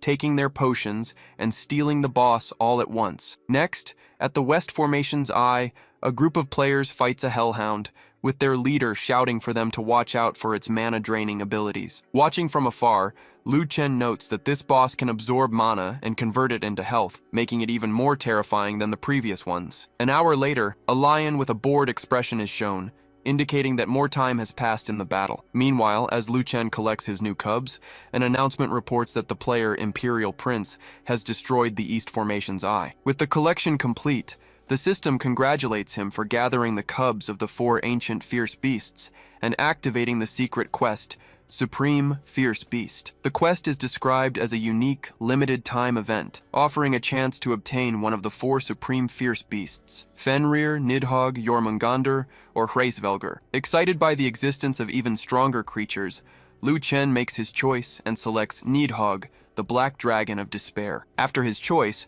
the system instructs him to place the cubs on the corresponding stone pillars to begin the ritual. Lu Chen and his subordinates then position themselves in the center of the arena, surrounded by the 4 pillars. As an intense energy begins to build, Lu Chen expresses his concern, fearing that the cubs he places on the pillars won't be returned, just like in the Secret Realm's prayer. Immediately, one of the cubs begins to howl, starting the ritual. With that, gigantic, ghostly versions of the 4 beasts emerge, leaving Lu Chen completely shocked by their appearance. Then, he realizes with horror that he might have to kill all 4 beasts at the same time to complete the quest. Suddenly, a dark and imposing creature emerges from the flames. Lu Chen despairs, wondering how he could possibly defeat something of that size. However, the 4 beasts turn to help him. He begins to form a strategy, realizing that with each of their abilities there might be a chance. With renewed confidence, he prepares for the battle ahead. Without hesitation, he orders the attack, and the 4 beasts charge the enemy in a coordinated assault. The creature, an immense dragon, descends from the sky and lands with a fiery impact on the battlefield. Immediately, the dragon unleashes a blast of fire that hits Lu Chen's subordinates, dealing 20,000 damage in a single blow. Shocked by the devastating magic attack, Lu Chen realizes that if it weren't for the 4 beasts, his minions would have been killed instantly. With that, he orders everyone to retreat to a safe area while he and the 4 beasts face the boss. Next, he uses his spider silk ability on the boss and is surprised to see it work, considering it a divine skill. Immediately, he orders the Hellhound to drain the dragon's mana, while the Chimera quickly stuns it. With the boss stunned, Lu Chen charges forward and attacks with his poisoned strikes, managing to deal direct damage. Lu Chen analyzes the situation, commenting that with 500,000 health, the creature will take a long time to defeat. An hour later, at the Northeast Formation's eye, several players are fighting that area's boss, the Giant Eagle. A member of the War Gods Blood Dance Guild expresses concern, noticing that the Imperial Dynasty's people seem to be intentionally separating from them. With that, the guild leader warns everyone to stay close to the pillars, as the Imperial Dynasty's people might try to play dirty. At the same time, the Dynasty's prince orders his men to get in the way of the War God idiots, ensuring the weakened beast will belong to their guild. Thus, the player Imperial Prince destroys the East Formation's eye, and smiling chooses the second reward. The War God Guild reacts with fury, shouting that they're in this together and need to get their pet back, ordering an all-out attack. Suddenly, all players are teleported out of the event area. Outside, the players celebrate the end of the quest, but lament not getting a single divine beast, while praising Only I'm Wild for getting 5 all by himself. The War God Guild continues to chase the dynasty, demanding their pet back and accusing them of stealing the reward they had agreed to share. The Imperial Prince worries that he can't log out with a PK status, and wonders who is taking so long to loot the hidden dungeon. Back in the arena, Lu Chen's small cub celebrates finally managing to kill the chimera beast by itself. Meanwhile, the intense battle between Lu Chen and his beasts against the dragon Nidhogg rages on, with his subordinates attacking relentlessly. Outside the entrance to the Lost Eden, a chaotic battle among players is already underway. One of the players asks about the chaos, and another explains that the Dynasty Guild stole the war god's divine beast. Then, another group starts fighting over the divine beast from the black-robed immortal gate, with one player yelling for everyone to join the fight. Hearing this, a player encourages everyone, saying the system keeps announcing who they should rob, and that the drop rate must be high. Soon, a guild leader shouts for his brothers to charge forward, as they need to push through for the sake of the guild's divine beast. While the battles rage on, Lu Chen celebrates getting another cub. The system informs him that he has completed the quest and unlocked the secret mission, Divine Blood Demonic Seed. The new mission requires him to collect the 4 supreme beasts and the 4 supreme evil beasts, as well as clear 3 hidden dungeons. Faced with the list of requirements and the difficulty of the new mission, Lu Chen shouts in frustration, exclaiming that this is just too insane. Then, a system announcement informs him that the Lost Eden mission is over, and he will be teleported to the entrance. As soon as he appears outside, he's met by a chaotic battle between hundreds of players. Surprised, he wonders what 1,000 people are doing fighting each other like that. Suddenly, the players spot him in panic, questioning how a boss appeared and wondering if something escaped from the Lost Eden. A shadowy figure then quickly hides among the forest trees. Seeing so many people being defeated, Lu Chen decides it's best to retreat, since the area isn't far from his territory. Once safe in the forest, he summons all his subordinates, announcing that they've finally made it home. Watching from a distance, he hears the players' shouts and wonders why they followed him all the way here. The chase continues, with players from the War God Guild charging at the Prince of the Dynasty. Seeing the fight happening in his territory, Lu Chen decides he can't let it slide. He feels he'd be wrong not to deal with them. In the middle of the forest, the players continue to trade accusations,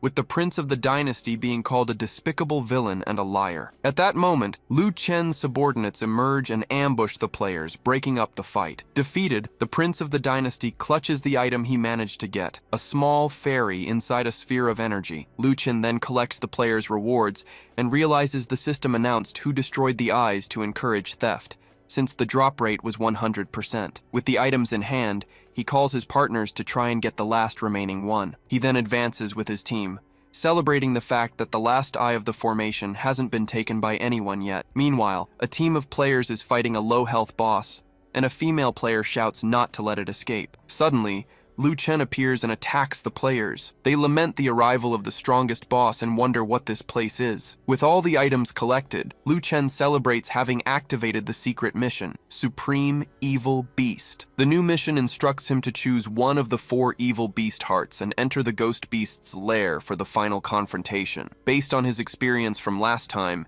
he believes it will be much easier now. 2 hours later, exhausted and surrounded by his cubs, Lu Chen declares he's tired and will put all the equipment up for sale before logging off to sleep. Sitting in his wheelchair, Lu Chen sighs in relief. He calculates that after selling the batch of equipment, his savings will reach 1 million, enough to surprise Lu Yi with a house. Right after, he picks up his phone and worries when he sees 16 missed calls, fearing something has happened to Lu Yi. When he calls back, he asks what's wrong. Lu Yi explains that her guild is being constantly bullied by the Dynasty Guild. Half an hour later, she thanks him for the talk and laments that he doesn't play the game. He comforts her, telling her to get some rest because better days will come. However, he reflects that his situation is too special to be revealed, but he swears he will make the Dynasty Guild pay for messing with his sister. The next day, Lu Chen celebrates that his right leg is almost fully recovered, and he'll finally be back to normal. With the helmet in hand, he figures that at his current pace, he'll need to level up 3 more times to fully recover. He then wonders what kind of magical game this is, since it's unlike any other ordinary game. Back in the game, he instructs his minions to take care of the hatchlings and level up while he goes for a walk. Seeing how vast the wilderness is, he decides it'll be hard to find the dynasty's people on his own, and that maybe he should ask for help. With that, he contacts the Ironblood guards and asks for help locating the Dynasty Guild members, who agree to let him know as soon as they see them. 5 minutes later, he attacks a group of players, who are startled by the sudden appearance of such a powerful boss. After defeating the group, He drinks a potion and reflects that to help Lu Yi, he needs to become a powerful protector and have a human identity. He then remembers that the reputation exchange can get him a human skin if he kills enough monsters of the same type. Upon confirming it's true, he celebrates excitedly, shouting that he can now help his sister with a clear conscience. Immediately, he goes back to attacking and defeating several groups of players to farm what he needs. 10 hours later, surrounded by players' bodies, he complains that the skin is too hard to get and decides to check on his sister. When he calls, Lu Yi tells him her day wasn't good and that the Dynasty players have been harassing them again. With a confident smile, he tells her not to get upset and to give him her game ID, saying he knows a master who can help her. Suspicious, she asks how he knows a master if he doesn't play, but he convinces her to trust him, and she finally gives him the info. Looking at his phone, he smiles and tells his sister to sleep well, because he will take care of all her problems. The next day, in the game, he decides to add Lu Yi anonymously, since revealing his identity would be too much. Soon he starts the conversation, introducing himself as her brother's friend, and she explains that the Dynasty Guild is stopping her team from doing a quest. Hearing the details, he reflects that the neutral zone is crowded and that his appearance there would definitely cause a commotion. He then reassures her, saying he has a quest to complete but that he'll be there soon, and asks for the location of Dynasty's main force. With the information that they are at the 100 Beasts Mountain, he smiles, as he was worried about finding his next victims, and now they will come to him. Meanwhile, a group of Dynasty players is fighting a boss, and their leader orders teams 2 and 3 to kill anyone who gets close. Suddenly, Lu Chen appears in the middle of the battle, causing the players to recognize him as the boss from Lost Eden. Not understanding why the boss seems to have a grudge against them, the players are quickly defeated by his attacks. Fallen on the ground, one of the Dynasty leaders wonders why that poisonous boss keeps chasing him. After the battle, Lu Chen complains that the player only dropped potions and no equipment. Then, a notification informs him that he has received a new video mail. Upon opening it, he realizes it's a video from Lu Yi and becomes curious to see what she looks like in the game. In the video, she thanks the anonymous brother, saying that the enemies seem to be gone and that they won't need his help anymore. However, as soon as she approaches the quest NPC, she realizes she's walked into a trap. A woman from the Dynasty Guild approaches Lu Yi and with a whip in her hand, says she'll consider letting her do the quest if she kneels and calls her grandma. Then she mocks Lu Yi's name and attacks her with the whip, yelling that she's going to kill her. Back in the forest, engulfed in flames, Lu Chen declares he will exchange for the human skin, vowing that Little Dancer must wait for him. The game system then announces that a new human skin has been generated. Lu Chen then appears, remarking that he looks much more handsome now. He then celebrates, glad to finally have a normal human body again. Lu Chen then decides that if he hides his name, he can act like a true wolf in sheep's clothing. Just then, he gets a message from his sister, Lu Yi. She says she's in a bad mood and is logging off first. Back in the real world, Lu Yi rips off her gaming helmet and screams in frustration. A friend comes over and comforts her, saying not to worry because their leader and the others will help her get revenge. Worried, Lu Yi asks if that will cause problems for them, but her friend reassures her that the Imperial Guild wouldn't be so shameless. Still, her friend ends the conversation by saying she really hopes not. Back in the game, Lu Chen finds a level 11 creature identified as Ghostly Beauty. Nearby, he spots a group of 3 and notes that the monster is a unique spawn. He plans to take it down in a single blow. At that same moment, the pink-haired girl in the group turns around and offers help, asking if he's alone. Lu Chen then recognizes her as the streamer Hualuo Jixiang, the same person who helped him before. Meanwhile, one of the women asks their leader, Leng Nuo, if she got the shoulder guard so they can split the money later. Shortly after, the same woman approaches and asks Lu Chen why he's wandering alone, and he replies that he's a lone wolf without a guild. Lu Chen teases another player, saying that while some kill with every step, he just kneels, asking if he isn't being too hard on himself. The woman in blue explains that he tried to make others kneel, but it backfired completely. Embarrassed, he asks them to drop it. As they walk, the player in red asks which guild Lu Chen is from. The woman replies that they don't have one, and paid to cross the forest, to which he confirms he did the same. 10 minutes later, upon arriving at the main city, Lu Chen is amazed by the number of people, but the pink-haired player comments that this is nothing compared to how it used to be. The group looks on at the bustling city entrance. Lu Chen then spots a large board. The player in red explains that it's the ranking for the Twin Tower. It hasn't changed in a long time, and shows the strongest players in the city. The board reads, Stormwind City Twin Tower Rankings, Server 122. The pink-haired player notes that the top-ranked player is a pro gamer. Lu Chen adds that since levels and gear are so important, the rankings are bound to change soon. Lu Chen thinks to himself that the competition for the top spots must be fierce, but at least now he can also access the main city. The other player advises him not to even think about the rankings. He says it's unreachable unless you're a certain someone, which piques Lu Chen's curiosity. The player reveals he's talking about the famous I'm Wild. Lu Chen retorts that since he's not that person, he'll just have to be content with looking. Suspicious, the pink-haired girl asks if he's the famous player, since he hid his name, but she quickly dismisses the thought when she sees his gear. Leng Nuo cuts the conversation short, telling the group they need to go buy some potions. As they walk, the guy suggests they form a guild. The other girl asks if Leng Nuo is getting addicted to the game, but she just says she doesn't like the big shots from her old server. Lu Chen is surprised to find out Leng Nuo is an actress, which explains why she's so beautiful. The group makes their way through the main city's bustling marketplace. Spotting a massive structure, Lu Chen asks if that's the Twin Tower. He then decides that since he doesn't have a guild, he'll try the Immortal Tower's solo challenge first. Suddenly, a player shoves him aside, yelling at him to get out of the way for boss Qingyi, the king of Stormwind City. The lackey warns him to memorize their faces and stay clear whenever he sees them around the city. Watching the group leave, other players comment that the three masters who dominate the rankings are heading to challenge the Immortal Tower again. With Lu Yi offline, he decides to take this chance to play and see just how far he can get. As he gets closer, two players wonder why a noob in such crappy gear would dare challenge the tower alongside the top players. Another group of players mocks him, betting he won't even last 20 seconds. They figure he hid his name because he was afraid of being made fun of. Ignoring them all, Lu Chen requests to enter the Immortal Tower challenge, and the receptionist grants his request. In the crowd,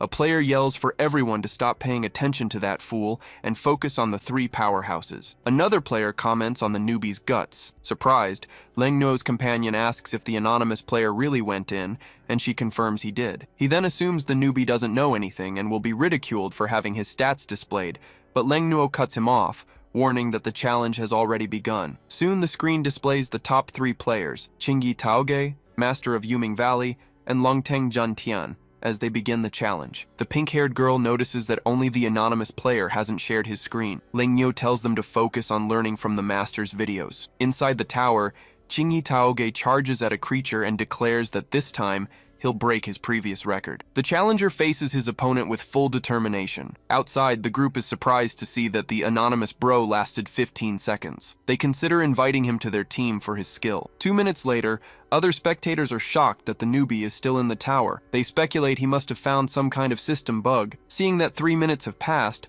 Leng Nuo wonders why the anonymous player's time is still climbing, since the first floor should be over by now. Then, the panel updates, showing the anonymous player has hit the 3-minute and 11-second mark. Meanwhile, Qingyi Taoge gets annoyed and asks the system why he can't enter the next floor even after making his choice. In another part of the tower, Lu Chen defeats several silver wolves, and the system announces he's earned 100 copper coins for each one. With a smile, he thinks that since he's broke, this is a great opportunity to make some money. However, the system notifies him that because he spent more than 5 minutes on the first floor, he is forbidden from advancing to the next. On the second floor, Lu Chen faces a level 11 Shadow Cat and grumbles that the game is a money grab and you can't play like this. Still, he attacks the creature, earns 200 copper coins for the victory, and gets excited to continue. 4 minutes later, the system notifies him once again that because he stayed too long on the second floor, he is forbidden from advancing. Ignoring the warning and already on the third floor,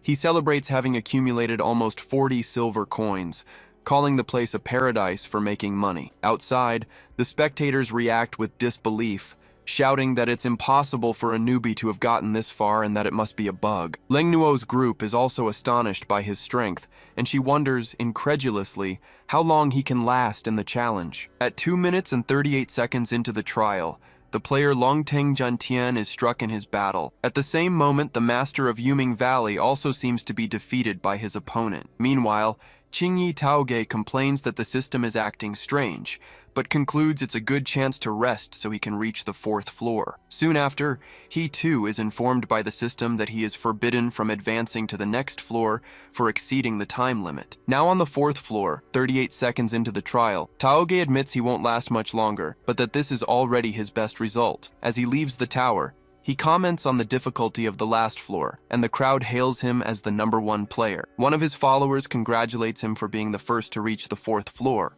but Taoge finds the silence of the other 2 competitors strange. Suddenly, he notices the crowd is staring intently in another direction and wonders what's happening. The spectators continue to shout, impressed, as they see the other player's time is still increasing. Qingyi Taoge finally looks at the panel and is shocked to see the anonymous player is still inside on the 4th floor at 58 seconds. The panel then updates, showing the anonymous challenger has clocked in at 1 minute and 2 seconds on the 4th floor. Inside the tower, Lu Chen excitedly celebrates earning more silver coins, bringing his total to 150. With a smile, he announces he's heading to the next floor. Outside, Leng Nuo's group is shocked by the player's strength, wondering how the people at the city gate must be reacting. Soon, the crowd erupts when they see he's the first player on the entire server to reach the 5th floor. While some doubt he's a famous person, others speculate he could be the mysterious Only I'm Wild. In a live stream, the streamer Feng Lingji welcomes the real Only I'm Wild, who has just entered the room. In the stream's chat,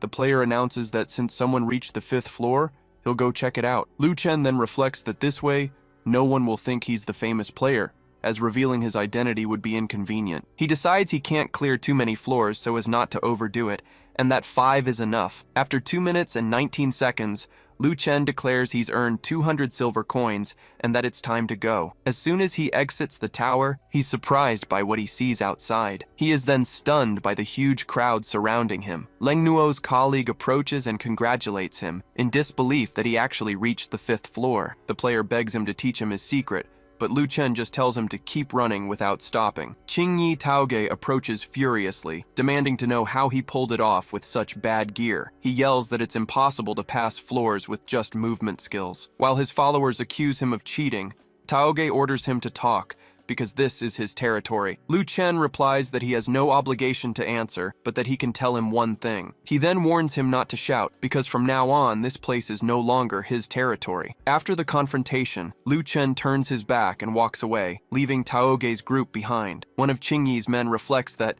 since he's the only player to reach the 5th floor, his identity is surely not simple. The spectators celebrate, surprised by the newbie's audacity, and one of them decides to check the forums for news. Arriving at a counter, the receptionist asks him to register his guild, but he thinks his real goal is the mana fragment reward. He considers creating his own guild, but remembers that he would need at least 4 people. He then turns and recalls that Leng Nuo's group had mentioned on the way that they intended to create a guild. With that, Lu Chen approaches and asks for help creating a guild, explaining it's for a reward and they can leave whenever they want. The pink-haired girl says they can't help him in the challenge, but he clarifies that he'll go alone and will even help them get gear. Leng Nuo then agrees to help without wanting any rewards, and Lu Chen guides them to the registration office. There, the clerk informs them that the guild registration costs 50 silver coins. The pink-haired girl is shocked by the price, but Lu Chen assures her he has the money and asks her to just sign the document. In front of the tower,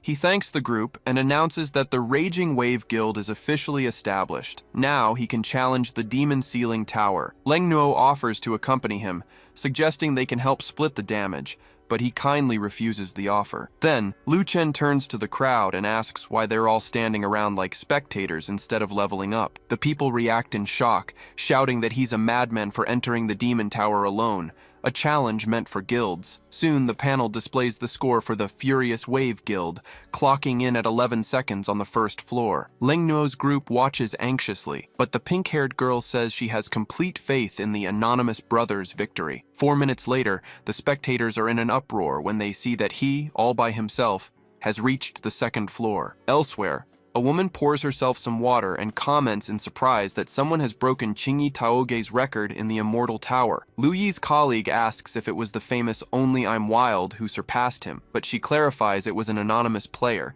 Her friend then deduces that the anonymous player is probably Only I'm Wild himself, but Lu Yi denies it, as he appeared on Feng Ling's livestream at the same time. While Lu Yi is lost in thought, Mr. Huang appears and tells her to log on so the group can help, stating that Xiao Wu is bullying her too much. With that, Mr. Huang's men declare they will get revenge for her and show everyone the support that little Yi has. The purple-haired colleague then approaches and thanks everyone on Lu Yi's behalf. Back at the tower, an intense blue energy fills the battle scene. Lu Chen dodges multiple projectiles as he advances through the floor. He then prepares for the third floor challenge, thinking everything will be fine as long as he gets the reward. Leng Nuo's companion shouts that the anonymous brother has single-handedly surpassed all other guilds, and she confirms that, theoretically, this makes Furious Wave the strongest. As soon as he exits the tower, the crowd cheers for him, shouting the guild's name and praising his incredible performance. Leng Nuo invites him to visit the guild headquarters, but he refuses,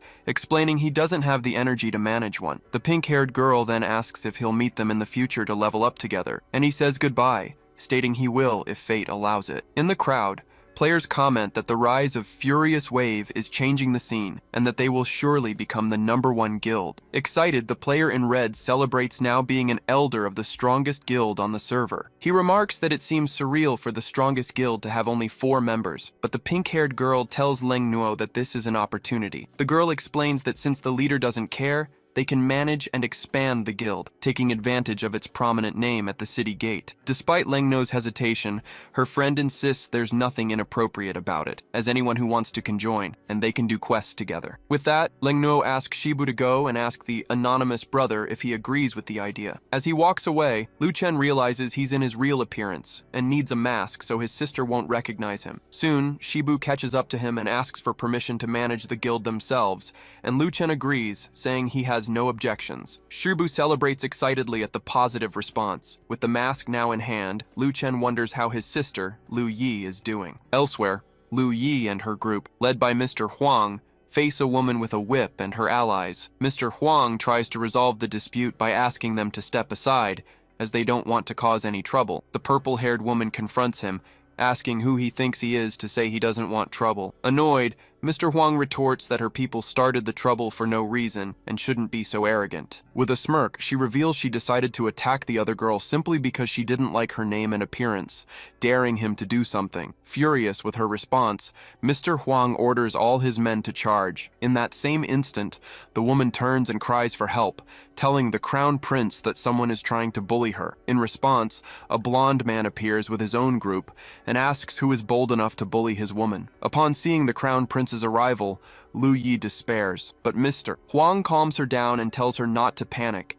as he will handle the situation. With that, Mr. Huang introduces himself as Liang Zhantian and tries to de-escalate the conflict, but the crown prince questions him, asking why he should back down just because he said so. The crown prince then taunts him, asking if he thinks mentioning the Zhantian guild scares him, and declares that the guild is nothing but trash. Outraged, Mr. Huang yells that he's crossing the line, but the crown prince warns that with him there, they won't be able to clear the mission. The crown prince then turns to Wu and asks what she wants to do, and she demands that they all kneel and beg for forgiveness, so she'll spare them. Faced with the demand, Mr. Huang and Lu Yi shout together that it's impossible. With a huff, the crown prince says they've underestimated him and that now he'll show them what he's capable of. In an instant, he dashes forward at high speed and attacks Mr. Huang, leaving Lu Yi stunned by his swiftness. The confrontation between the two groups then begins. Lu Yi watches the fight and remarks that the man is so strong he can take on the entire team by himself. Seeing their disadvantage, she yells for the manager to run, but he refuses,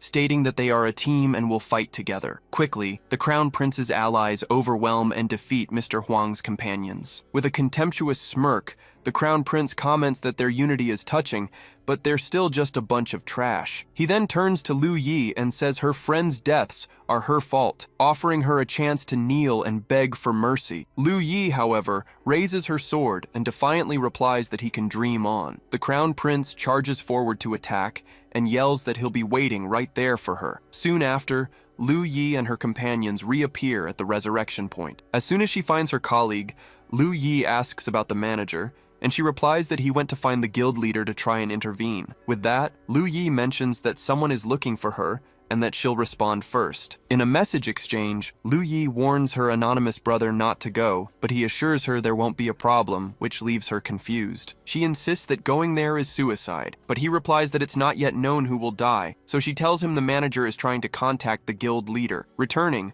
the manager apologizes and informs Lu Yi that the guild leader doesn't dare to offend the dynasty. Even so, Lu Yi tells them not to worry and that they should put the mission aside for now to focus on leveling up. She then comments that she doesn't believe they'll guard the NPC forever and receives a message from her brother saying he's arrived. She then bids farewell to her companions, telling them not to worry about her and that she'll go on ahead. Her companions watch from a distance, lamenting that they can't defeat the hateful crown prince and his partner Xiaowu. Soon, a masked figure emerges, walking through the mist. The crown prince calls him trash and tells him to get lost, but the newcomer asks if they are the ones bullying Love Brother the most. The prince then mocks him, asking if he wants to avenge the little girl and if he is her beloved brother. The masked man confirms that he is, and warns that it's not too late for them to apologize. With disdain, the crown prince calls him crazy for asking for an apology and scoffs at his gear, finding the whole situation ridiculous. Worried, Lu Yi runs toward him,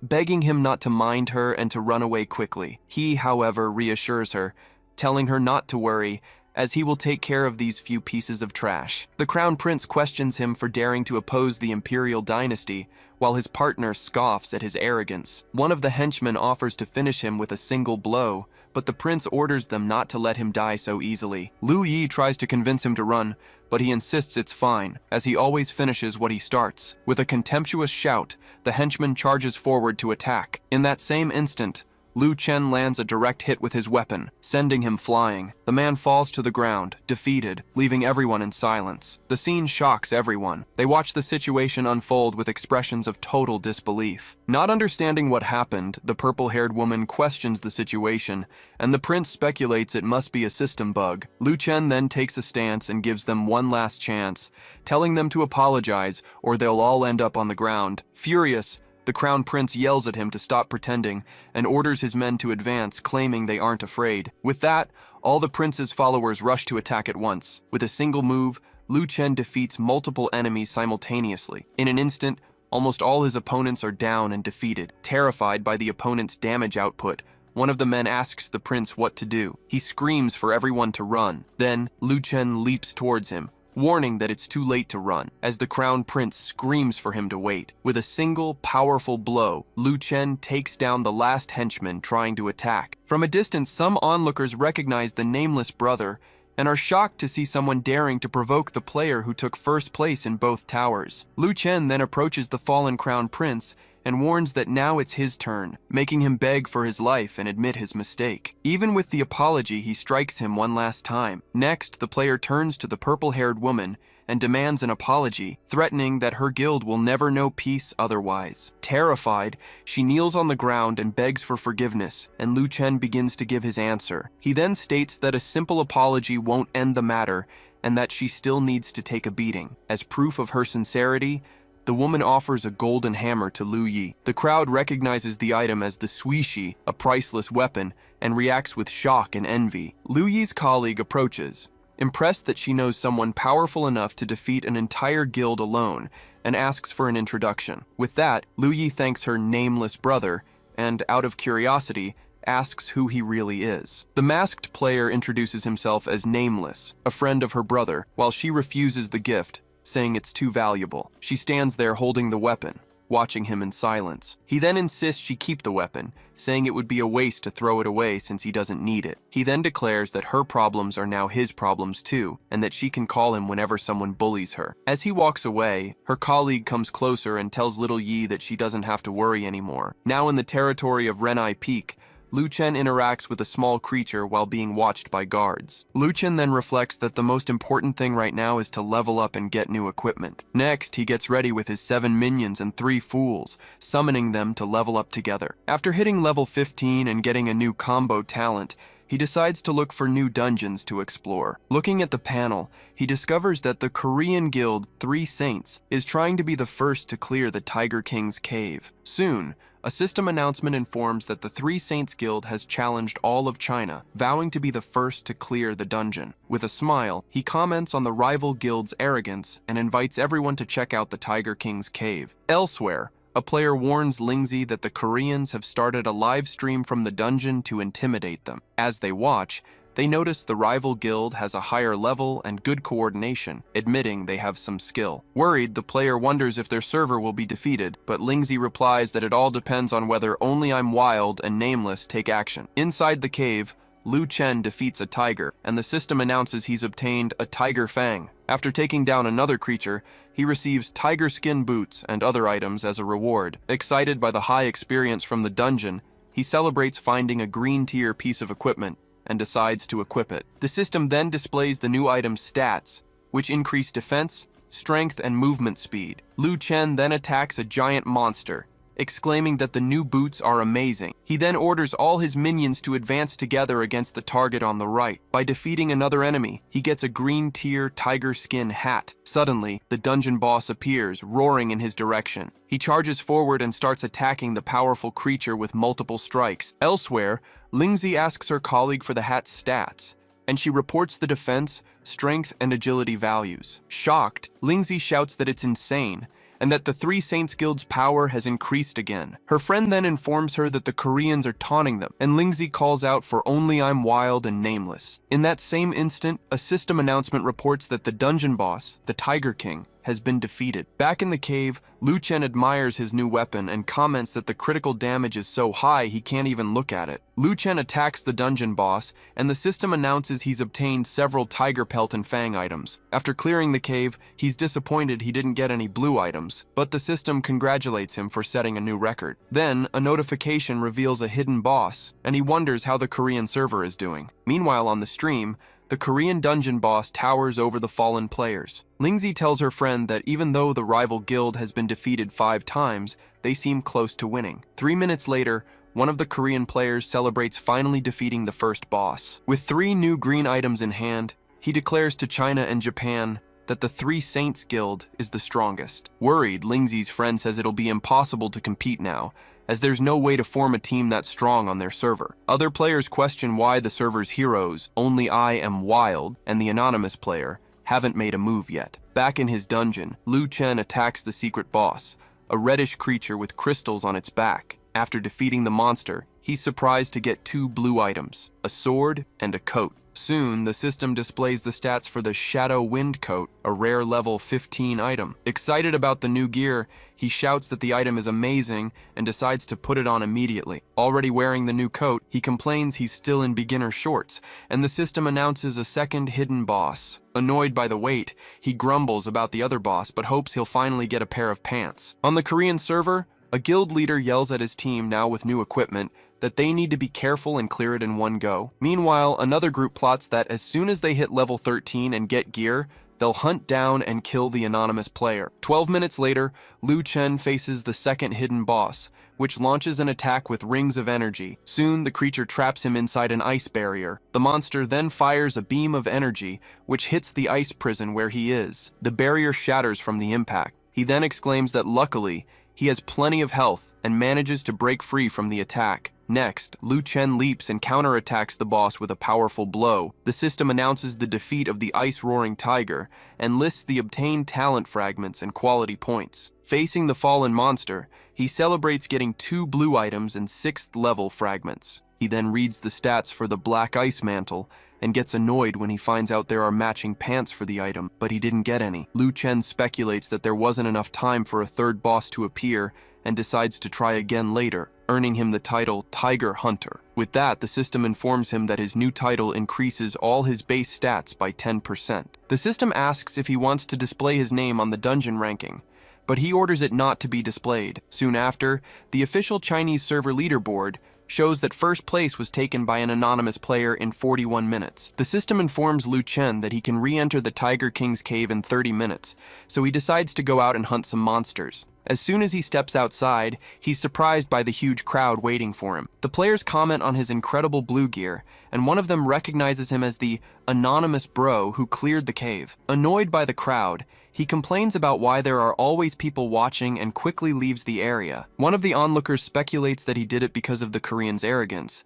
but another tells them to stop guessing and look at the facts. With that, the player decides to check the leaderboard to confirm. Another player asks how long the Three Saints Guild took, and the answer is that they're still fighting the last boss. Meanwhile, on the Korean stream, the guild continues its intense battle against the dungeon boss. After finishing the challenge, one of the Korean players turns to the camera and taunts the Chinese and Japanese viewers, showing off his blue weapon. The Chinese players watch the taunt and complain about the arrogance, but admit they can't do anything about it right now. Soon, a player named Lone Wolf posts on the forum, showing the Chinese server's leaderboard with the anonymous player in first place. Shocked, Lingzi wonders if he really managed to clear the Tiger King's cave by himself. On the other side, the Korean player refuses to believe it and yells that the result must be fake, since there's no video to prove it. In response, Lone Wolf warns them to wait half an hour for the anonymous bro to come back and humiliate them. Motivated, Lingzi calls her friend Shanshan and invites her to the Tiger King's cave to start a live stream. Upon returning to the cave, Lu Chen is met by a crowd impressed with his full blue gear, and a player announces his arrival. Soon, Lingzi thanks him for helping the Chinese players vent their anger. Awkward with the attention, he just asks them to make way so he can get through the crowd. As he passes, some players try to stop him, begging the anonymous bro to stay. Confused by the commotion, he decides to ignore it and focus on his mission to get a pair of pants that match his outfit. In the crowd, the spectators get ready to record, eager to see how long it'll take him to beat the Korean guild's time. Inside the dungeon, he moves forward with his minions and shouts for them to be faster this time. Then, the group simultaneously attacks the cave monsters. With a smile, he celebrates leveling up, stating that now he'll be able to kill enemies even faster. Outside, Lingzi's friend informs her that the Three Saints Guild lent their gear to another team that is now trying to break the record. Lingzi gets anxious, as the item bonuses make the competition tougher, but she continues to root for him. In another stream, a Korean player brags about his 39-minute time and taunts his Chinese rivals. Outraged, the Chinese viewers call their rivals shameless and cry out for their heroes to team up and crush them. Inside the cave, Lu Chen confirms that there's a third hidden boss and hopes it will finally give him a pair of pants. Right after, the imposing boss, Flaming Burst Tiger, appears before him. After an intense battle, Lu Chen defeats the flaming explosive tiger. With his victory, the system announces that he's obtained the night pants item. He celebrates excitedly, shouting that he finally got a pair of pants. Looking at the reward list, he's shocked to see the boss also dropped a purple tier item. The system congratulates him for breaking the record again, and he commands the board to display the stats of his new items. Next, the screen shows the details of the night pants, a level 15 blue tier item that holds the power of blue fire. Soon after, the stats of the purple tier item, Tiger's Cry, a pair of dual swords, are revealed. He then equips the new swords and remarks, impressed, that having dual weapons with their own stats is outrageous. Outside, the crowd laments that since 40 minutes have passed, Korea must have won, but Lingzi refuses to believe it. She then decides to check the leaderboard for herself. The screen displays the anonymous player in first place, with a time of 38 minutes and 44 seconds. Lingzi freaks out with joy when she sees that anonymous bro not only won, but also single-handedly defeated Korea's top 2 guilds. As soon as he exits the cave, the crowd surrounds him, and Lingzi shouts excitedly. He tries to cover his face with his cloak and complains about the huge crowd. The crowd cheers for him, shouting that he's powerful and handsome, and they even celebrate that he finally got pants. Pressured by the curious crowd, he agrees to show his purple tier item, but asks them to let him leave right after. With that, he opens a holographic panel for everyone to see the item details. Everyone reacts in shock upon seeing it's a real purple tier item, the first on the server with dual stats. He then announces he'll be back in half an hour to run the dungeon again, and Lingzi decides she'll wait for him for the next round. He then reflects that it would be stupid not to use such an amazing dungeon to make money. 40 minutes later, the spectators comment that with the purple tier item, he can surely beat the Three Saints Guild's time. On his new attempt, he charges the dungeon boss with his new dual swords. Breaking the record with a time of 31 minutes, he comments that the new weapon is really great to use. With a smile, he wonders if there are more challenges ahead and if he'll find another boss. He then considers if he's being too greedy, satisfied with the 23 green and 11 blue tier items he got. Outside, Lingzi celebrates the new record, but her friend informs her that the 4 strongest guilds in Korea have teamed up to beat them. Still, Lingzi smiles and confidently states she isn't worried, because next time, Anonymous Bro will be even faster. 40 minutes later, to Lingzi's surprise, he exits the dungeon in less than 10 minutes. Her friend speculates if he made a mistake and was defeated, but Lingzi finds it unlikely since the initial monsters are weak. He then laments out loud that he accidentally left the dungeon while checking his gear, and Lingzi tells him not to blame himself. Surprised,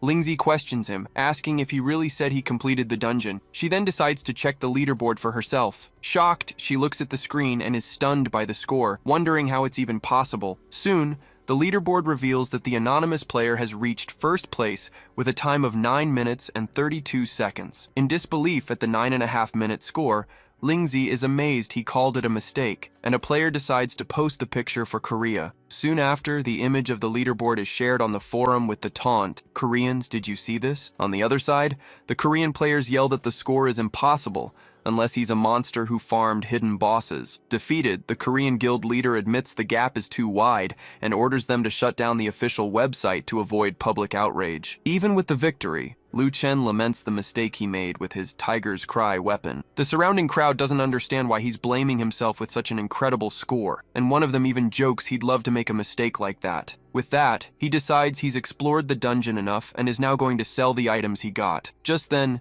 he's surprised to see the system announce a double experience bonus as a reward for his achievement. Sitting in a quiet place, he plans how to sell his items, but wonders about the best way to trade the most valuable ones. He then decides it's better to wait for the next day's double experience event to sell the items, as they'll be worth more then. While looking for what to do with the materials he collected, he's amazed by the huge number of people needing the items on the forum. With this, he realizes that the tiger bones and other items can be sold very easily. Seeing he has over 1,000 units, he realizes those materials are the most valuable items he owns and celebrates that he's going to be rich. 15 minutes later, he checks his phone and is stunned to see he's earned over 518,000 from the sales. Excited, he celebrates that he still has 17 units of flaming tiger's blood to sell, and that with so much money, he doesn't even need to rest. Back at Renai Peak, Liu Chen continues his hunt for local monsters. Satisfied with his performance, he declares his love for the Tiger King's cave. Just then, he realizes he's getting a call from Li Muhua. When he answers, Li Muhua offers double the price for the tiger materials he has, asking for 100 units of each. Next, Li Muhua warns him that his identity has been exposed and offers to help him hide for a while. With this, Liu Chen realizes he needs to be more careful, as the game has become a target for moving so much money. Liu Chen then asks him to help him and his sister hide, and Li Muhua assures him that no one will find them on the internet. Back in his office, Li Muhua expresses his concern about the upcoming server merge, concluding that now they can only rely on Liu Chen. The next day, inside the game, he celebrates his new total earnings and decides he'll train his minions a bit more before logging off to rest. Meanwhile, a guild leader gathers his men and asks if everyone is present. He then announces that the day's mission is to stop Anonymous Bro from leveling up during the double experience event, planning to wait for him at the cave entrance. Next, the leader orders his summoners to use an ability to prevent him from escaping or calling for help during the battle. Finally, he motivates everyone by saying they need to complete the mission to suppress China in the future, and his men shout that they won't bring shame upon themselves. One of the foreign players asks if they should leave the anonymous one alone, but the leader reassures him, saying more players will join in. Oriyuki, a Japanese player, shouts to his men that while the main force distracts the Chinese, their job is to kill the anonymous one. In another group, the American player Steven orders everyone to prepare to kill the anonymous player and hide their identities. A French player also commands his group, telling them to go find the anonymous one. Back at the cave, Liu Chen decides that since he's been up all night, he'll clear the dungeon one more time before logging out. As he gets closer, he notices people sneaking around in the forest and suspects it's not a good sign. 36 minutes later, exhausted, he decides not to log out, and to take a nap right there in the dungeon instead. Outside, the crowd of players wonders why there's been no movement from the cave for over 40 minutes. The foreign group's leader then brags that their harassment strategy is working and that the Chinese won't be able to level up. Elsewhere, Lingzi observes a group of players with hidden IDs attacking other players, and her friend comments that this has been happening frequently. Furious, Lingzi reveals she checked the official website and discovered the entire Chinese server is under attack by foreign players. Suddenly, an opponent appears and attacks her, making her scream that she's being attacked too. As she tries to defend herself, she gets angry and questions how many players the foreign servers sent for the attack. That afternoon, the enemy leader celebrates that a total of 300,000 elite players from all countries have been sent to suppress China. Back in the real world, an exhausted Feng Lingji wonders why only I'm Wild and the anonymous one aren't responding, questioning where they've gone. Waking up, Luchan comments on how comfortable it is to sleep in the dungeon, but now he's a bit hungry. He is then stunned to see the huge number of messages he's received from Feng Ling. Upon reading them, he becomes enraged to find that foreign players are slaughtering the Chinese to stop them from leveling up and are mocking them on the official website. At that same moment, in the real world, his phone rings with a call from his sister, Xiaoyi. Worried, he answers and asks who bullied her, and she reveals it was the foreign players who destroyed her equipment. Crying, she explains that the guild leader had high hopes for her in the event, and she doesn't know how she'll explain what happened. He calms her down, telling her not to cry over some equipment, but she replies that those items belonged to the guild and had to be passed on. She then says the enemies are despicable, using skills to camp bodies and preventing her from reviving in the city. With determination, he asked her to tell him where her body is so he can save her, but she begs him not to risk it. He reassures her, puts on his gaming helmet, and tells those bastards to wait for him. Meanwhile, the enemy leader is informed that another team of 400 has arrived to save the anonymous one, and he orders them all killed. In another part of the map, Leng Nuo commands her team, shouting for them to advance at all costs and revive on the spot if they die, as they need to save the anonymous one. During the battle, her companion shouts that the enemies are too strong and they can't deal any damage to them. With that, Leng Nuo decides they must push forward to relieve some of the pressure on the anonymous one. Suddenly, a voice echoes across the battlefield, calling the enemies trash. Then, Lu Chen appears and announces his arrival. Upon seeing him,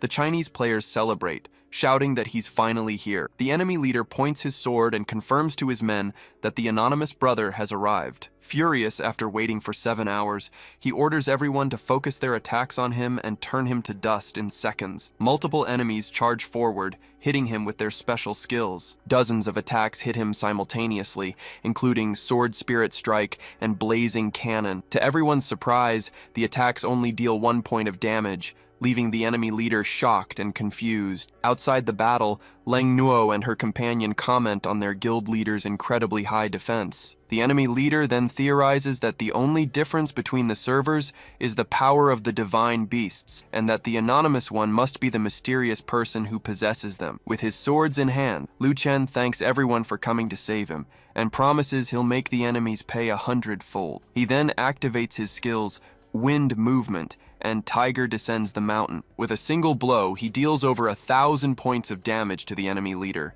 leaving him in despair. Next, he unleashes a wave of energy that hits and throws dozens of enemies at once. One of the vice leaders shouts for his men not to be afraid, because even if the leader dies, he'll still be there to command them. Out of patience, Lu Chen approaches and tells him he talks too much crap. With a single strike, he defeats him and sends him flying. Lu Chen continues to decimate the enemies with his attacks, as one of them screams in despair. Lingzi celebrates the anonymous brother's strength and says she wants to see if the foreigners will dare to cause trouble again. 20 minutes later, he announces he needs to leave for a moment and asks for help gathering all the dropped equipment. Other players question if they'll get to keep the items, but most agree they can't let the enemies get away with what they've done. With a smile, he reveals he'll use the equipment as bait, and the other players promise to help keep watch. He thanks everyone, puts on his mask, and decides it's time to go save Xiaoyi. Meanwhile, Lu Yi is on the ground, guarded by enemies, hoping her brother doesn't show up since there are so many experts there. Suddenly,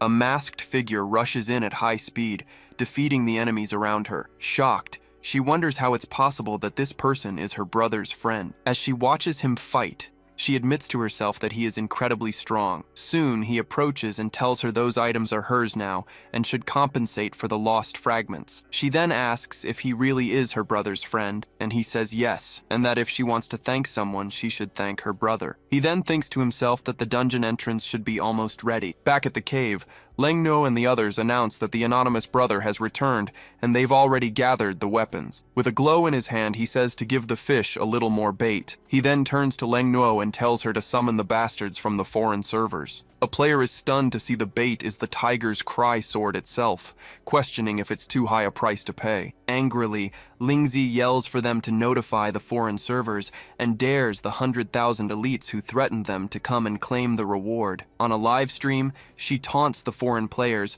calling them trash and asking if they're afraid to come get their gear. At the Three Saints Guild, a player informs the boss that a large number of people have logged into Zone 122, where 2 Tiger's Cry swords were left. Lingzi points and warns that players from foreign servers are starting to arrive, and that even players from other zones are coming to watch. As the enemies arrive, the crowd shouts words of encouragement, telling the anonymous player to stand firm. He then turns to Lang Nuo and the others, instructing them to grab their weapons and log off, assuring them that everything will be fine. Alone on the battlefield, he challenges the bastards from the foreign servers to come closer. Immediately, dozens of enemy players charge toward him, shouting orders to kill him and finish him off. With his swords in hand, he activates his skills Tiger Descending the Mountain and Frozen Roar. He then unleashes the power of the true fire of the blue flame. With a single swing of his sword, he cuts through one of the enemies. The enemy players scream, shocked by how terrifying he is, and wondering if the power of the divine beasts is really that strong. From a distance, the Chinese players watch in awe,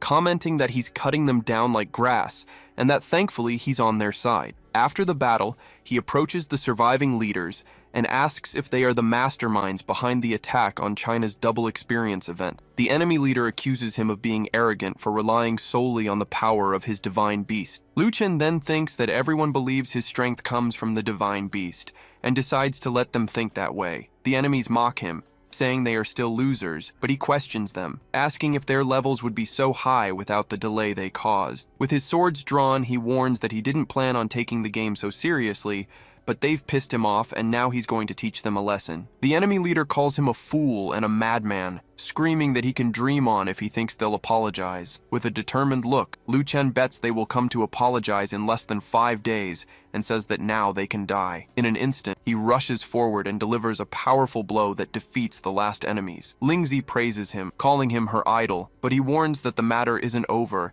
and that he's just tired. He then says he's going to rest for a night. Back in his room, he decides to sleep first and settle the score with them the next day. 10 hours later, on the Korean server, he reflects that although he lost the opportunity to make money, he will kill everyone who offends China. Alone in a mountainous landscape, he thinks that the entrance to the Lost Garden of Eden must be nearby. With a satisfied smile, he celebrates finally finding the place and declares that the game can now begin. As he approaches a large monolith, he warns the bastards that he will show them the consequences of offending China. Suddenly, the system announces that an anonymous player has activated the Lost Garden of Eden, initiating a quest that could lead to the merging of the servers. The Korean players get excited, speculating that this is the Divine Beast quest and that they will now get one too. Facing the monolith, Lu Chen smiles and tells the enemies to wait as poisonous mist and wild beasts spread throughout the server. The Korean players wonder about the location of the Garden of Eden's entrance,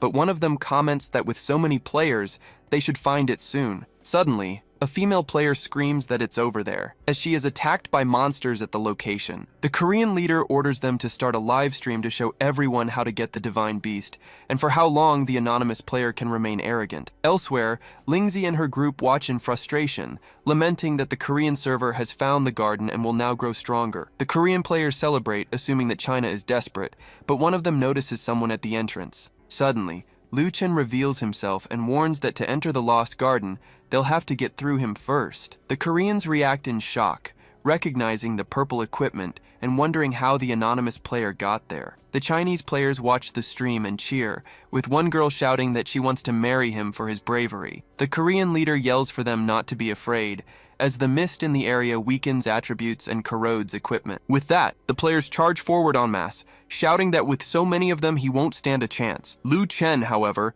declares that he is a monster and that the mist only grants him a bonus. Lingzi and her friend notice that his damage seems to have increased and that the mist isn't affecting him. The Koreans wonder why he's stronger, and the leader, furious, yells for them to keep pushing forward. With a defiant look, he tells them to bring it on, as he'll kill as many as they send. Lengnuo and her group watch the battle, amazed, commenting that he is a one-man army. From a distance, Lu Yi watches the stream and remarks, awestruck, that the anonymous player is truly incredible. An hour later, Lu Chen continues to fight, noticing that the mist is rapidly consuming the durability of his equipment. The enemies despair, shouting that he's strong even without weapons, and that it's all completely over now. In an act of desperation, one of the Korean leaders tries to reason with him, but his companion cuts him off. With a gesture, Lu Chen silences him, warning that he doesn't negotiate and that their time isn't up yet. The leader then tries to intimidate him, asking if he knows who he is in real life, but the masked man replies that he doesn't care and tells him to get lost or die. The leader decides to retreat for now, and his subordinate immediately agrees. Lu Chen then releases a wave of energy that spreads across the area. With the battle paused, he instructs his spirit dragon to wake him if anything happens. The next day, back in his room,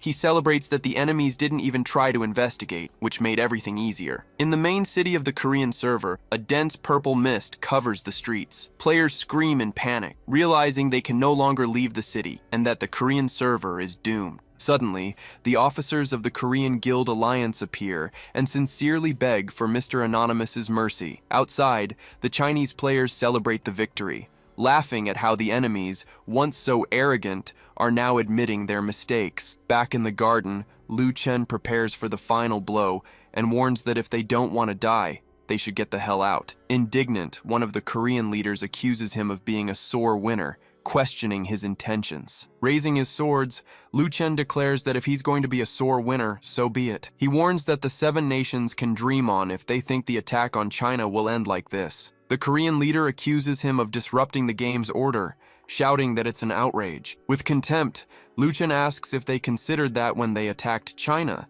stating he's already been merciful enough. The Korean guildmaster then approaches and asks what exactly he wants to leave their server in peace, but he replies that it all depends on their sincerity. Worried about the ceaselessly spreading fog, the leaders decide to join forces with others to see what they can do. The sun rises on a new morning. In a live broadcast, Lingzi announces she is with the war god Fengyan and other leaders who previously attacked China. Immediately, they all bow and offer a deep apology to the Chinese server players for their reckless actions. The viewers celebrate, assuming they're afraid the anonymous player will come after them too. To show their remorse, the Japanese leader offers Lingzi some equipment they've collected as compensation. The compensation list includes mithril swords, green tier armor, and hundreds of other pieces of equipment and materials. The leader then begs her to intercede with the anonymous player, and she agrees to talk to him. With the list in hand, Lingzi turns to the camera and shouts that the Chinese server is not so easily intimidated. Surprised,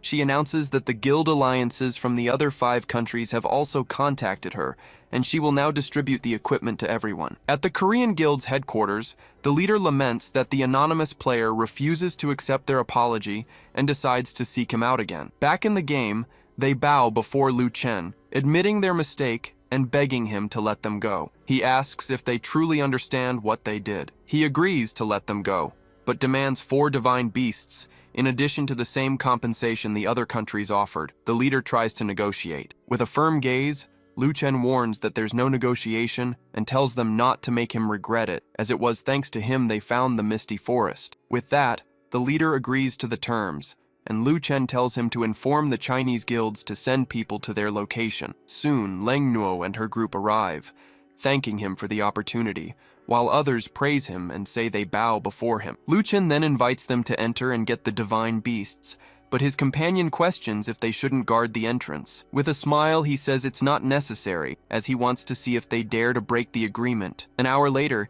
he says his goodbyes and tells everyone to be careful. Relieved, the Korean leaders celebrate that the plague is finally gone and decide to go in so the compensation can be taken to Huaxia. The next day, Lu Chen stretches and celebrates that he's finally recovering after 2 exhausting days. He then notices his right leg is almost healed, but his left still needs more time to fully recover. Holding the helmet, he promises his sister that he will soon be able to stand up and walk to her. Back in the game, he checks the trading area and decides that before making more money, he needs to upgrade his Legion Order. Soon, the system screen displays the upgrade to Legion Order, Single Soldier. He gets excited seeing the new feature to replace species for better attributes. With that, he commands his minions to go capture a Banshee, head to the Tiger King's cave, and prepare to sell equipment. Liu Chen reflects that with the money he spent, he can no longer enter the Tiger King's cave, but now it's time to sell the equipment he's been saving. He then makes a list of all the valuable items he's accumulated, and to avoid any headaches, decides to hold an auction. On behalf of the Raging Wave Guild, he sends a mass email announcing the auction will begin at 8 in the evening. The news spreads quickly, and players get excited about the chance to buy the rare items from the anonymous brother. At night, in the auction house, he thanks everyone for coming and announces the first lot of mithril swords. Immediately, a flood of bids fills the hall with prices rising quickly. Surprised, he wonders if mithril swords are really that popular. He then announces the next items, revealing that the black ice cloaks, which no one has ever seen before, are up next. With that, he presents the cloaks and prepares to show the item's stats. The system screen displays the specifications for the Black Ice Cloak, a level 15 blue tier item. The crowd reacts in astonishment, realizing this is the item dropped by the hidden boss and that it hasn't even appeared on foreign servers yet. The bidding resumes even more fiercely, with the prices soaring into the tens of thousands. Seeing the excitement, he informs everyone that he's selling 2 pieces as a single set. Suddenly,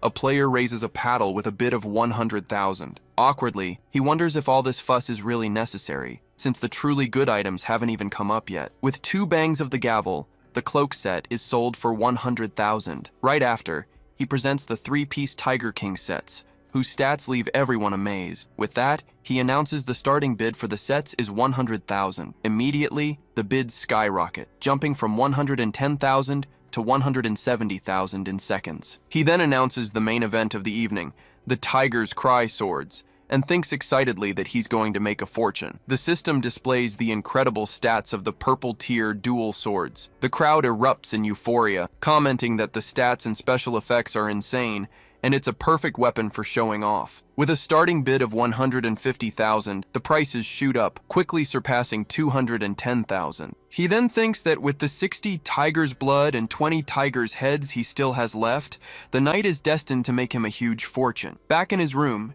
he takes off the helmet and decides to check his total earnings. Looking at his phone, he's stunned to see he's made over 14 million and celebrates that he and his sister are no longer poor. Suddenly, he notices something and exclaims in surprise that his leg is healed. Leaping with joy, he shouts that he'll buy a big villa for his sister the next day and give her a huge surprise. Based on the images provided, here is the narrative adaptation. Arriving at the Diamond Mansion sales office, Liu Chen reflects that when he started playing Empyrean, he only thought about earning enough to improve his and his sister's lives. Then, he's amazed by his 10 million and notes that his sister, who works so hard for him, has no idea her brother is about to buy a mansion. Meanwhile, a saleswoman tells a client that the Diamond Mansion homes are the best quality in the city and also the most expensive. Nearby, 2 colleagues gossip that good looks are useless if she can't make a sale, revealing that her refusal to sleep with the manager will only speed up her firing. Just then,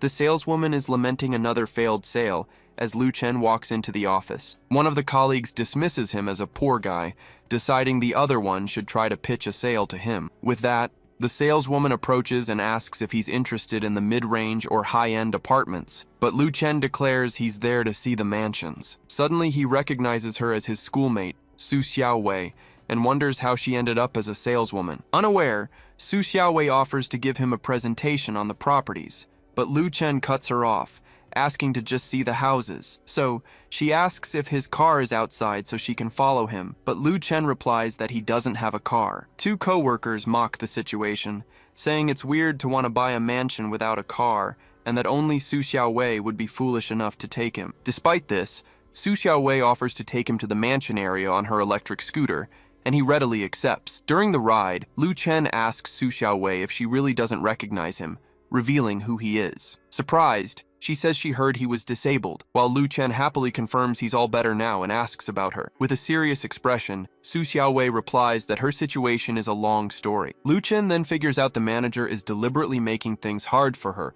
but comforts her by saying the manager is the one who should leave and that he'll make a call. On the phone, someone instructs him to just show the card he received, and the regional manager will find him and fire the current manager, which surprises him. The person on the phone adds that with a single word from him, even the CEO could be fired. Now feeling more confident, Su Xiaowei tells him to stop bragging. Now, in a room, Lu Chen states that 8 million is not a problem, but he heard the manager wanted to fire his friend, Su Xiaowei. At this, the manager realizes Lu Chen isn't just there to buy a house. The co-worker then tells the manager that the guy definitely didn't come to buy a house, since he has no car and his relationship with Su Xiaowei isn't normal. Next, the manager accuses him of being Su Xiaowei's boyfriend, there to defend her, and Lu Chen challenges him, asking what the problem would be if he were. The manager warns him for his audacity on his turf, stating that some little punk can't turn the tables, and then calls for someone. Even with Su Xiaowei asking him to drop it,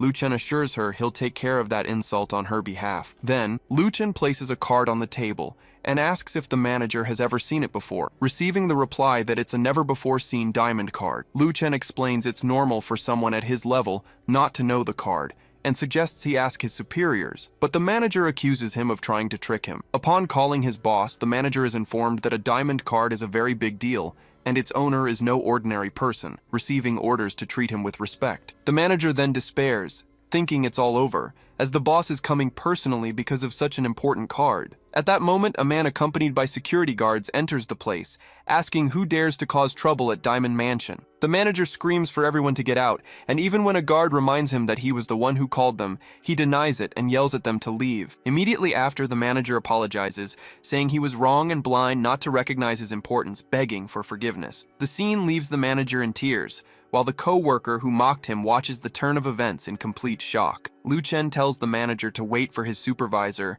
while the saleswomen try to intervene, saying there's no need to bother leadership over something so trivial. Just then, regional manager Liu Yun arrives and orders them to bring him to the Diamond Card VIP immediately. Lu Chen walks up to him, explaining he has a situation involving his friend that he hopes the manager can resolve. Shouting, "I understand!" Liu Yun turns to manager Wang Luyong and tells him he's fired. Next, Liu Yun points to the other employee and tells her to collect her final pay and leave, much to her surprise. The regional manager then turns to Su Xiaowei and announces that she is the new store manager, effective immediately. To make up for the unpleasant experience, Liu Yun apologizes to Lu Chen and offers an extra 30% off on top of his diamond card discount. Lu Chen is ecstatic, realizing the deal will save him millions. He'll be paying less than half the original price. Outside, Su Xiaowei thanks him, but he brushes it off. She then asks if he plays the popular game Empyrean. Lu Chen says he does, adding, they'll meet in-game if fate allows it. He's already thinking about how happy his sister will be in their new home. Back in the game,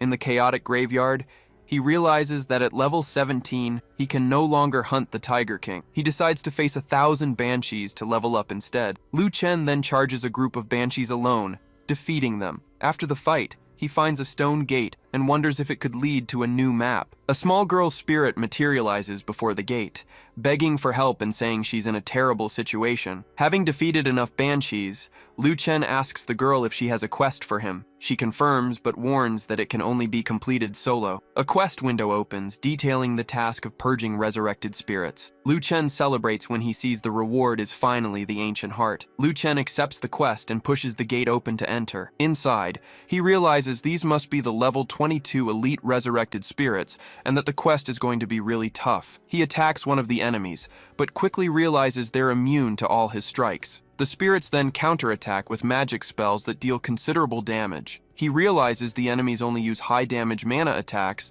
and decides his only option is to activate the special effect of Tiger's Roar to convert his physical attacks. He immediately activates the skill, and a projection of a tiger appears as he charges forward. The strike hits both spirits at the same time, damaging them both. On impact, the two enemies begin to disintegrate. After the victory, a system window displays all the rewards he earned for defeating the spirit. He reflects on how challenging it is to kill them alone. He also notes that the Scorpion Lion's essence will let him evolve his spirit beasts. He then considers that his skills have long cooldowns, and the quest to collect 250 items will take a long time. Still, he decides to press on and moves to the next fight. 10 hours later, the spirit girl thanks him. Lu Chen celebrates getting the ancient heart, which will finally increase his quality level. When he decides to use the ancient heart, a system message warns that his skin can't handle the energy, and instructs him to remove his human skin. In his new form, Lu Chen asks the little ghost why she's so scared, since she's a ghost herself. The girl just cries in fear. He then crushes the ancient heart in his hand. As the item's energy flows into his body,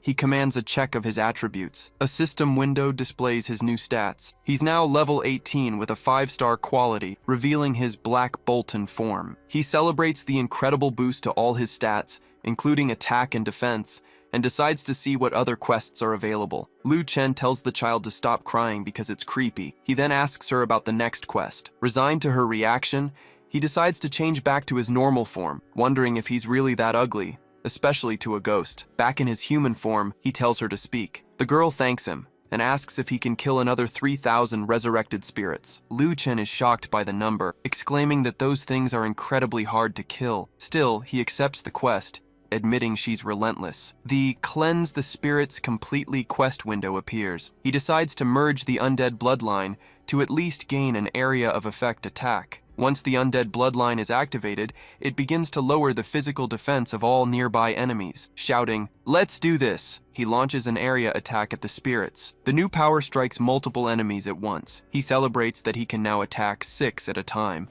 making things much more efficient. While fighting the monsters, he decides to check on the other players' progress and notices several have already reached level 16. 3 days later, now at level 19, he finally completes the quest. He laments that the area doesn't drop any gear and decides to look for more quests inside the gate. Just ahead, he's surprised to see a valley filled with countless monsters. In the center of the valley, an army of dark creatures is gathered on a huge stone platform. The creatures are revealed to be more resurrected spirits, wandering among large stone monoliths. Watching the spirits kneel, Lu Chen wonders if they're welcoming something. Just then, Sanabis, the level 27 vanguard leader of the resurrected spirits, appears before them. Lu Chen gasps in dread. He then wonders aloud if he's supposed to fight that guy next. The undead leader then offers their sacrifice to his great god. Immediately, Sanabis plunges his sword into the center of a large ritual circle. Intense energy radiates from the ritual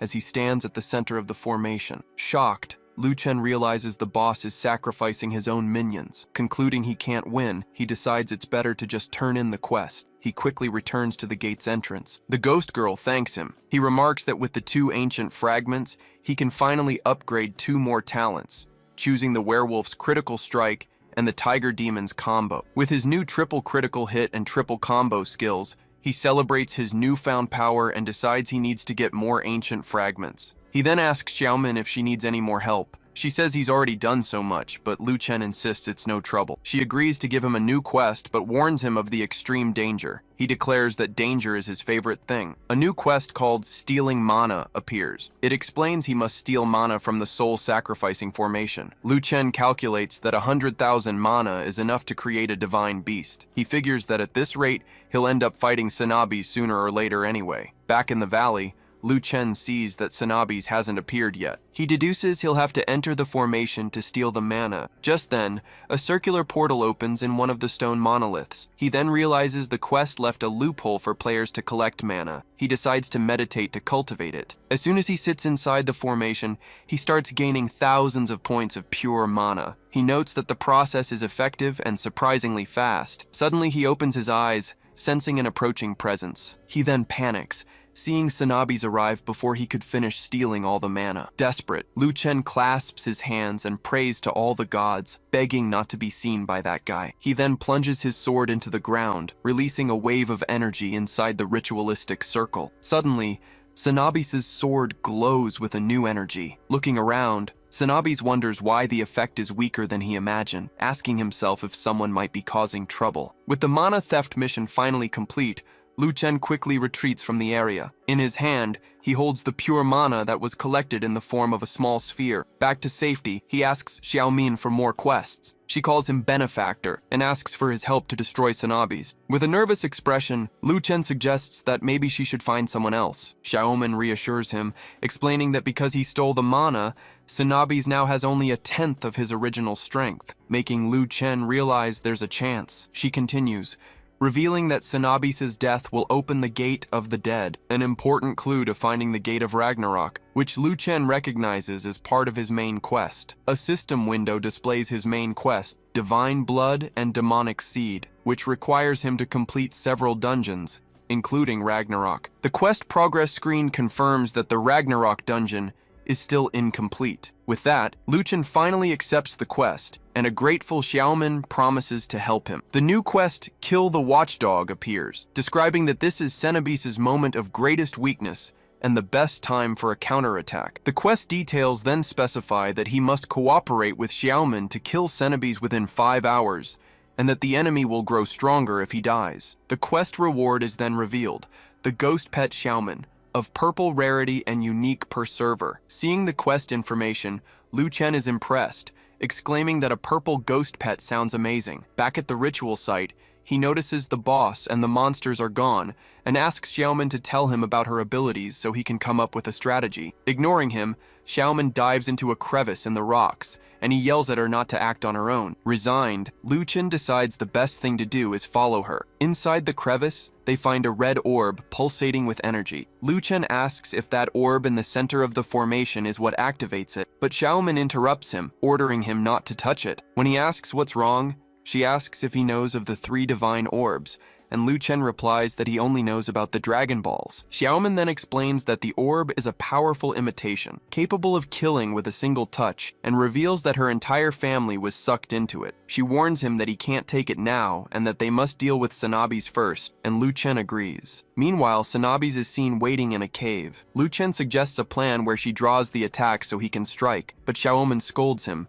stating that neither of them would survive the enemy's mana attack. Frustrated, he asks why they are even fighting it then. Xiaoman clarifies that its weakness is its movement and attack speed, and that they'll need to move nimbly to dodge the blows, since they can't use ranged attacks. Determined to risk it all for the money, Lu Chen asks how Xiaoman will help him, and she assures him she will when the time is right. He then charges forward, yelling for her not to let him down, and announcing that he's going after Sanabis. Immediately after, he unleashes a swift sequence of strikes on the fallen enemy. With that, he realizes the boss's health isn't high, having already depleted a quarter of it with that one assault. Angered, Sanabis gets up and prepares for combat. Xiaoman warns him to be careful of the counterattack, a yellow-grade technique that will release 13 sword energies, and tells him to get ready to run. Lu Chen, however, gets excited by the news, thinking he can buy a learning scroll for that technique. Without hesitation, Lu Chen shouts that he will buy and use the yellow-grade summary scroll. Immediately after, Sanabis attacks with a powerful energy slash that rushes toward him. After narrowly dodging, Lu Chen complains that the blow would have split him in 2 if it had hit. At that, Xiaoman yells for her benefactor to turn around and attack, because now is the time. He then turns and unleashes a series of rapid attacks against Sanabis's chest. Xiaoman warns him to retreat quickly, as the boss is about to attack again. He then uses a cloning technique to dodge, questioning if all she does is give orders. Ignoring the comment, Sanabis lets out a deep growl. Soon, the enemy raises its spirit sword and begins to channel a rain of blades. Seeing a large sphere of energy forming, Lu Chen hurriedly asks her to tell him what that skill is. Xiaoman frantically explains that it's an area of effect attack that covers the entire valley, and that they need to run for the entrance. Hearing the warning, Lu Chen screams in pure frustration at the situation. Immediately, a rain of green energy beams begins to fall all over the area. While dodging, he asks what grade that skill is, and she replies that it's Mystic grade. With a smile, Lu Chen declares that he really wants it, while Xiaoman urges him to go back and attack. Faced with the enemy's ability, Lu Chen yells that this quest really wasn't made for humans. 8 minutes later, he laments that his stamina isn't enough to keep blocking the blows. At that moment, Xiaoman appears in an aura of light and asks her benefactor to promise to avenge her and her family. Then, a large explosion of energy erupts where she was standing. Engulfed in a new aura, Lu Chen realizes, surprised, that his stamina has been restored. An energy barrier forms around him, blocking the enemy's next attack. The barrier then shatters on impact. With that, he commands his final blow, Tiger's Roar, to blast that thing away. A projection of a tiger manifests behind him as he channels the attack. The blow hits Sanabis head-on, sending him flying backward, defeated. A system window informs him that the level 27 boss has been killed, and that he has received vital energy points and pure mana. Right after, another window shows that he has received the dungeon source, a mystic-grade technique scroll, and the key to the Gate of the Dead. He celebrates receiving the technique, but soon wonders who to turn the quest into, since Xiaomin died. The spirit of Xiaomin then appears to thank him and asks if she can accompany him now that she has a spiritual body. With a, "Of course," he accepts, and a system notification confirms that he has received the purple-grade ghost pet, Xiaomin. With the new purple-grade ghost pet, Lu Chen excitedly asks her to show him her stats. A system window then displays Xiaomin's details, revealing her immunity, possession, and spiritual enhancement aura skills. He is stunned by the immunity to physical attacks and invisibility, exclaiming that her possession and enhancement aura skills are terrifying. He then asks what the key to the Gate of the Dead is for, and Xiaomin reveals that it opens a level 50 elite dungeon nearby. After dismissing the idea of a level 50 dungeon, Lu Chen asks about the dungeon creation fragment, and she explains that its function is to obtain and combine essences. He then challenges this information, stating that essences can be stored in the inventory. Upon checking, he's shocked to see his essence has decreased,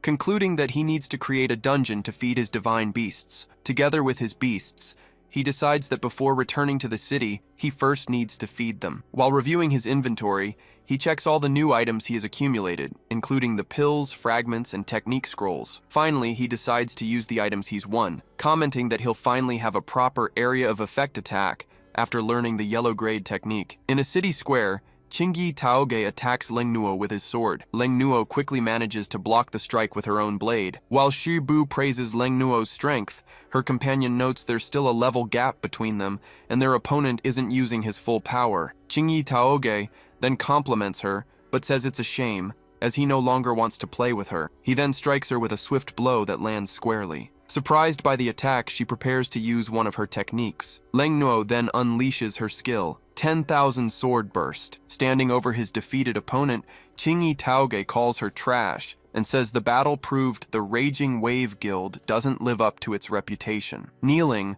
Leng Nuo asks why he brought up the guild, since the fight was just between them. With a smile, he reminds her that he is the leader of the Brotherhood, while she is the leader of Raging Wave. As her companions urge her to calm down, Leng Nuo declares she is leaving the guild. This means he defeated her, but not Raging Wave. With disdain, Qingyi Taoge tells her to leave, stating that a trash guild like hers should be disbanded. With a sad expression, Leng Nuo says she doesn't want the guild's name to be insulted, and says goodbye to her friends. Just then, an off-screen voice asks if he said she could leave. Immediately after, Lu Chen appears with an air of confidence. Everyone present, including Qingyi Taoge, exclaims in surprise, "Anonymous!" Approaching her, Lu Chen asks if she's being bullied. Relieved by his return, Leng Nuo apologizes for shaming the guild. Lu Chen then says he's the one who should be sorry and tells her not to worry, as he'll take care of everything. Turning to the opposing group, Lu Chen declares that today, either the Brotherhood Guild crushes theirs, or they will leave the server. The crowd reacts with astonishment at his arrogance,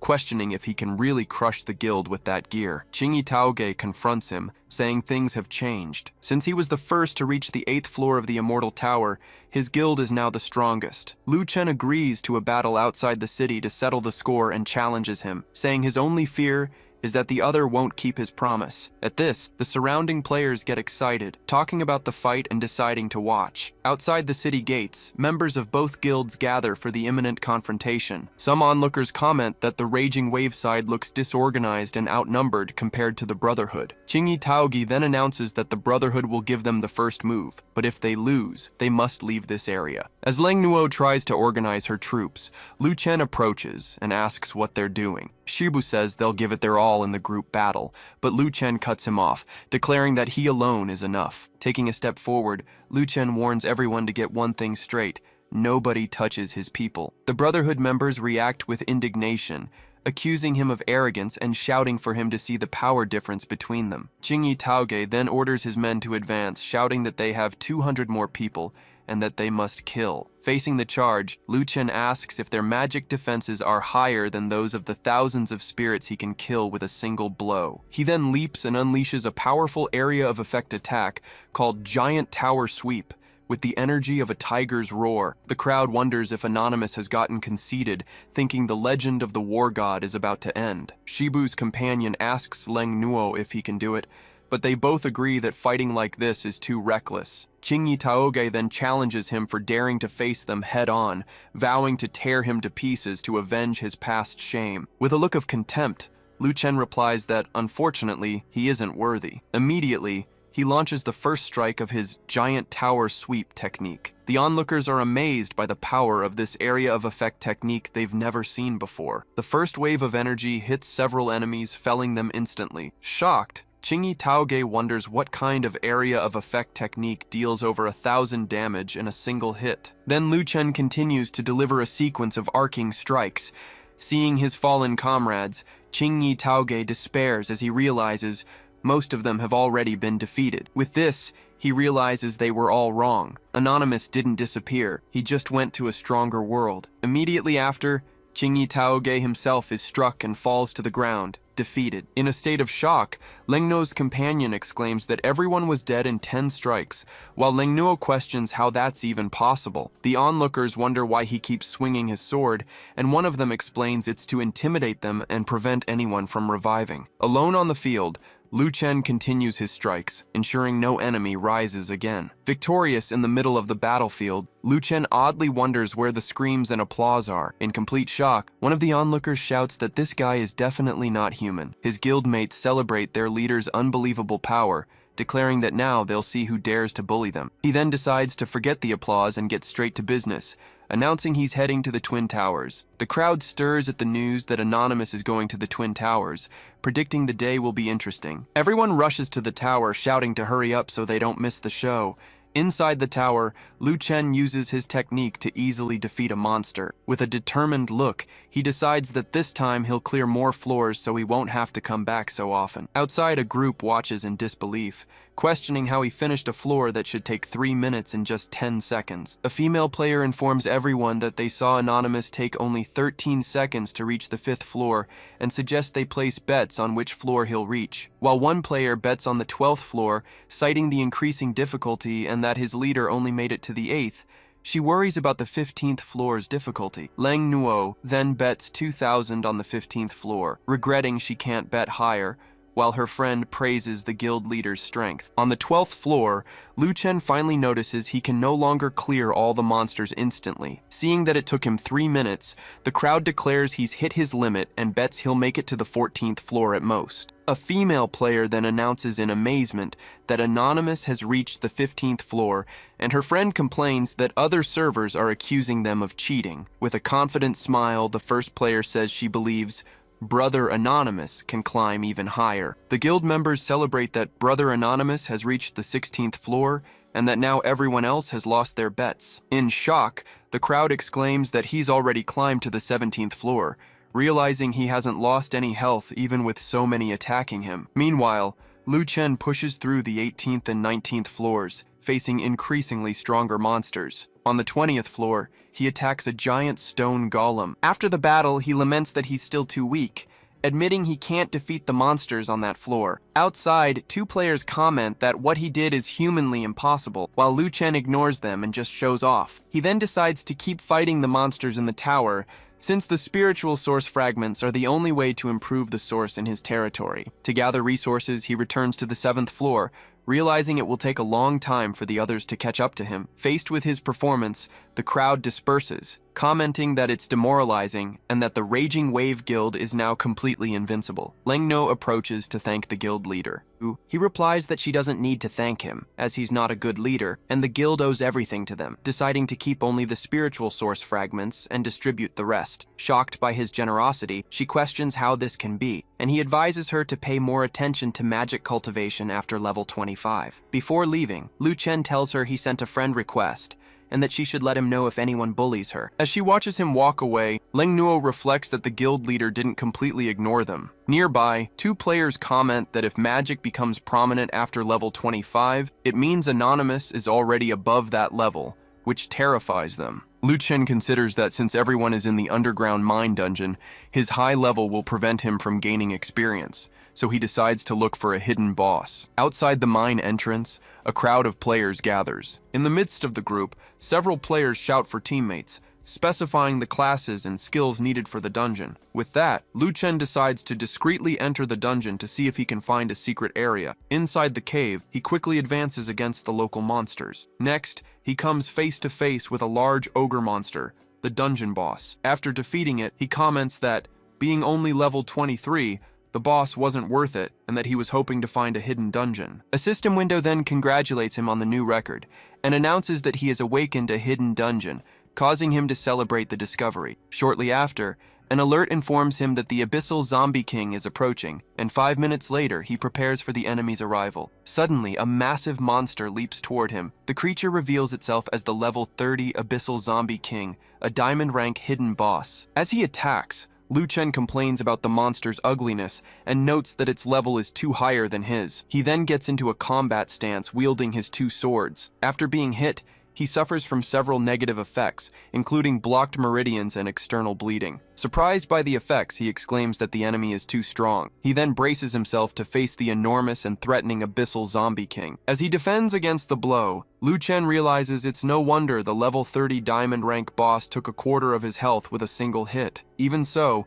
he challenges the creature, saying he's not afraid and is ready for combat. He then leaps to attack the giant monster, delivering multiple strikes. Lu Chen calculates that the boss has high defense and 60,000 health, plus crowd control, which makes the fight very difficult for other teams. Suddenly, the Abyssal Zombie King strikes the ground and burrows into the earth. Surprised that the monster can also bury itself, he wonders if he will die in this dungeon. Outside, a system notification announces that the dungeon has been paused because a team is challenging the hidden boss. The crowd grows restless, wondering who activated the hidden boss, and worried about the dungeon's sudden pause. On the second level of the mine, a group of female players is informed they will be teleported, and Lu Yi gets annoyed with the interruption. Lu Yi laments that her team's progress, which worked hard to become a top guild, will be delayed and wonders who is responsible. Her companion deduces that, having leveled up so quickly, the only person who could activate the boss is Anonymous. With this, Lu Yi expresses her curiosity,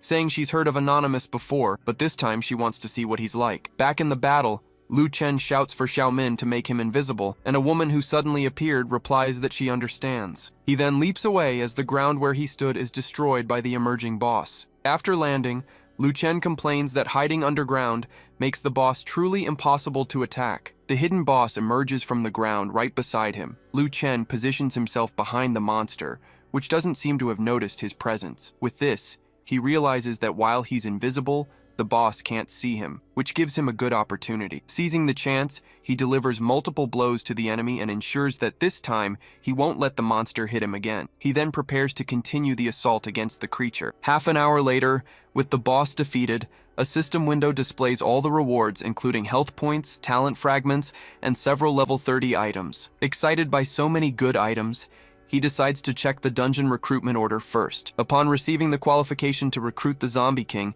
he celebrates that he'll no longer be short on dungeon bosses and decides to check the mask's attributes. Lu Chen discovers that the blockage of his meridians was caused by the mask and is impressed by its attributes, noticing that the remaining item is the key to the second level. Upon analyzing the key, he decides he will unlock level 25 of the mine for the server, but he will challenge it later, as he needs to work on his own dungeon. He then clicks the key to activate the unlock. Outside, the crowd is stunned to receive the news that Anonymous has completed the dungeon. Louis comments that they have been fighting for a long time, but Anonymous not only cleared the dungeon easily, but also defeated the hidden boss. As he leaves the dungeon, Lu Chen notices the crowd gathered to see him and congratulates himself for having turned invisible beforehand. Suddenly, he is surprised to see Lu Yi there. With a shocked expression, he exclaims that his silly sister is there too. Still invisible, Lu Chen observes his sister and notices her gear is really good. He concludes she's the core of the team,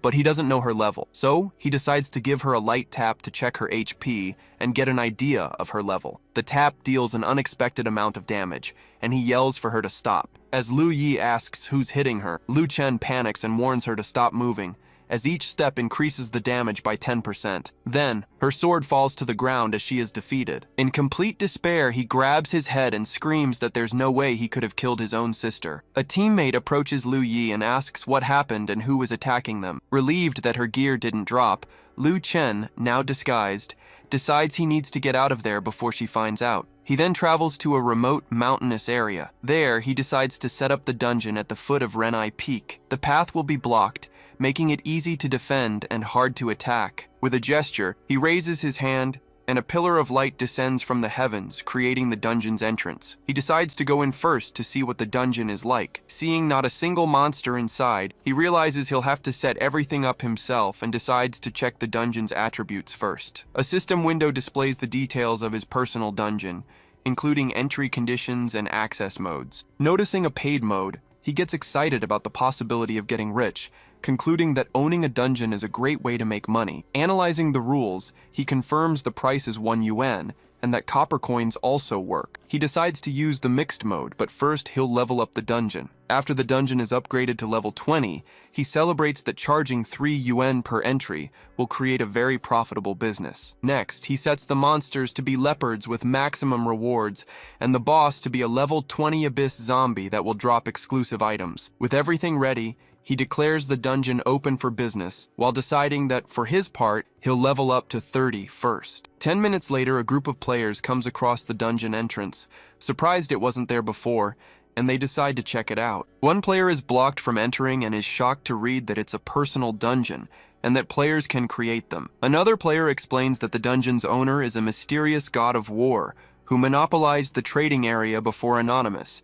and suggests they start streaming. Starting the stream, the player asks everyone to watch his personal dungeon run closely to see what rewards are inside. Inside the dungeon, a player defeats a leopard and receives beast bones as a reward. The player's companions are impressed by the 1760 experience points, noting the monsters aren't difficult and drop valuable materials. The streamer informs everyone that the experience is higher than in the underground mine, and that a player is already fighting the boss. After the boss is defeated, the players get excited seeing it dropped a blue necklace and a yellow grade skill. On his stream, the player celebrates the incredible 9,000 experience points in the necklace, while viewers beg to know the dungeon's location. The player who completed the dungeon is thrilled to discover that a second attempt costs only 300 copper coins.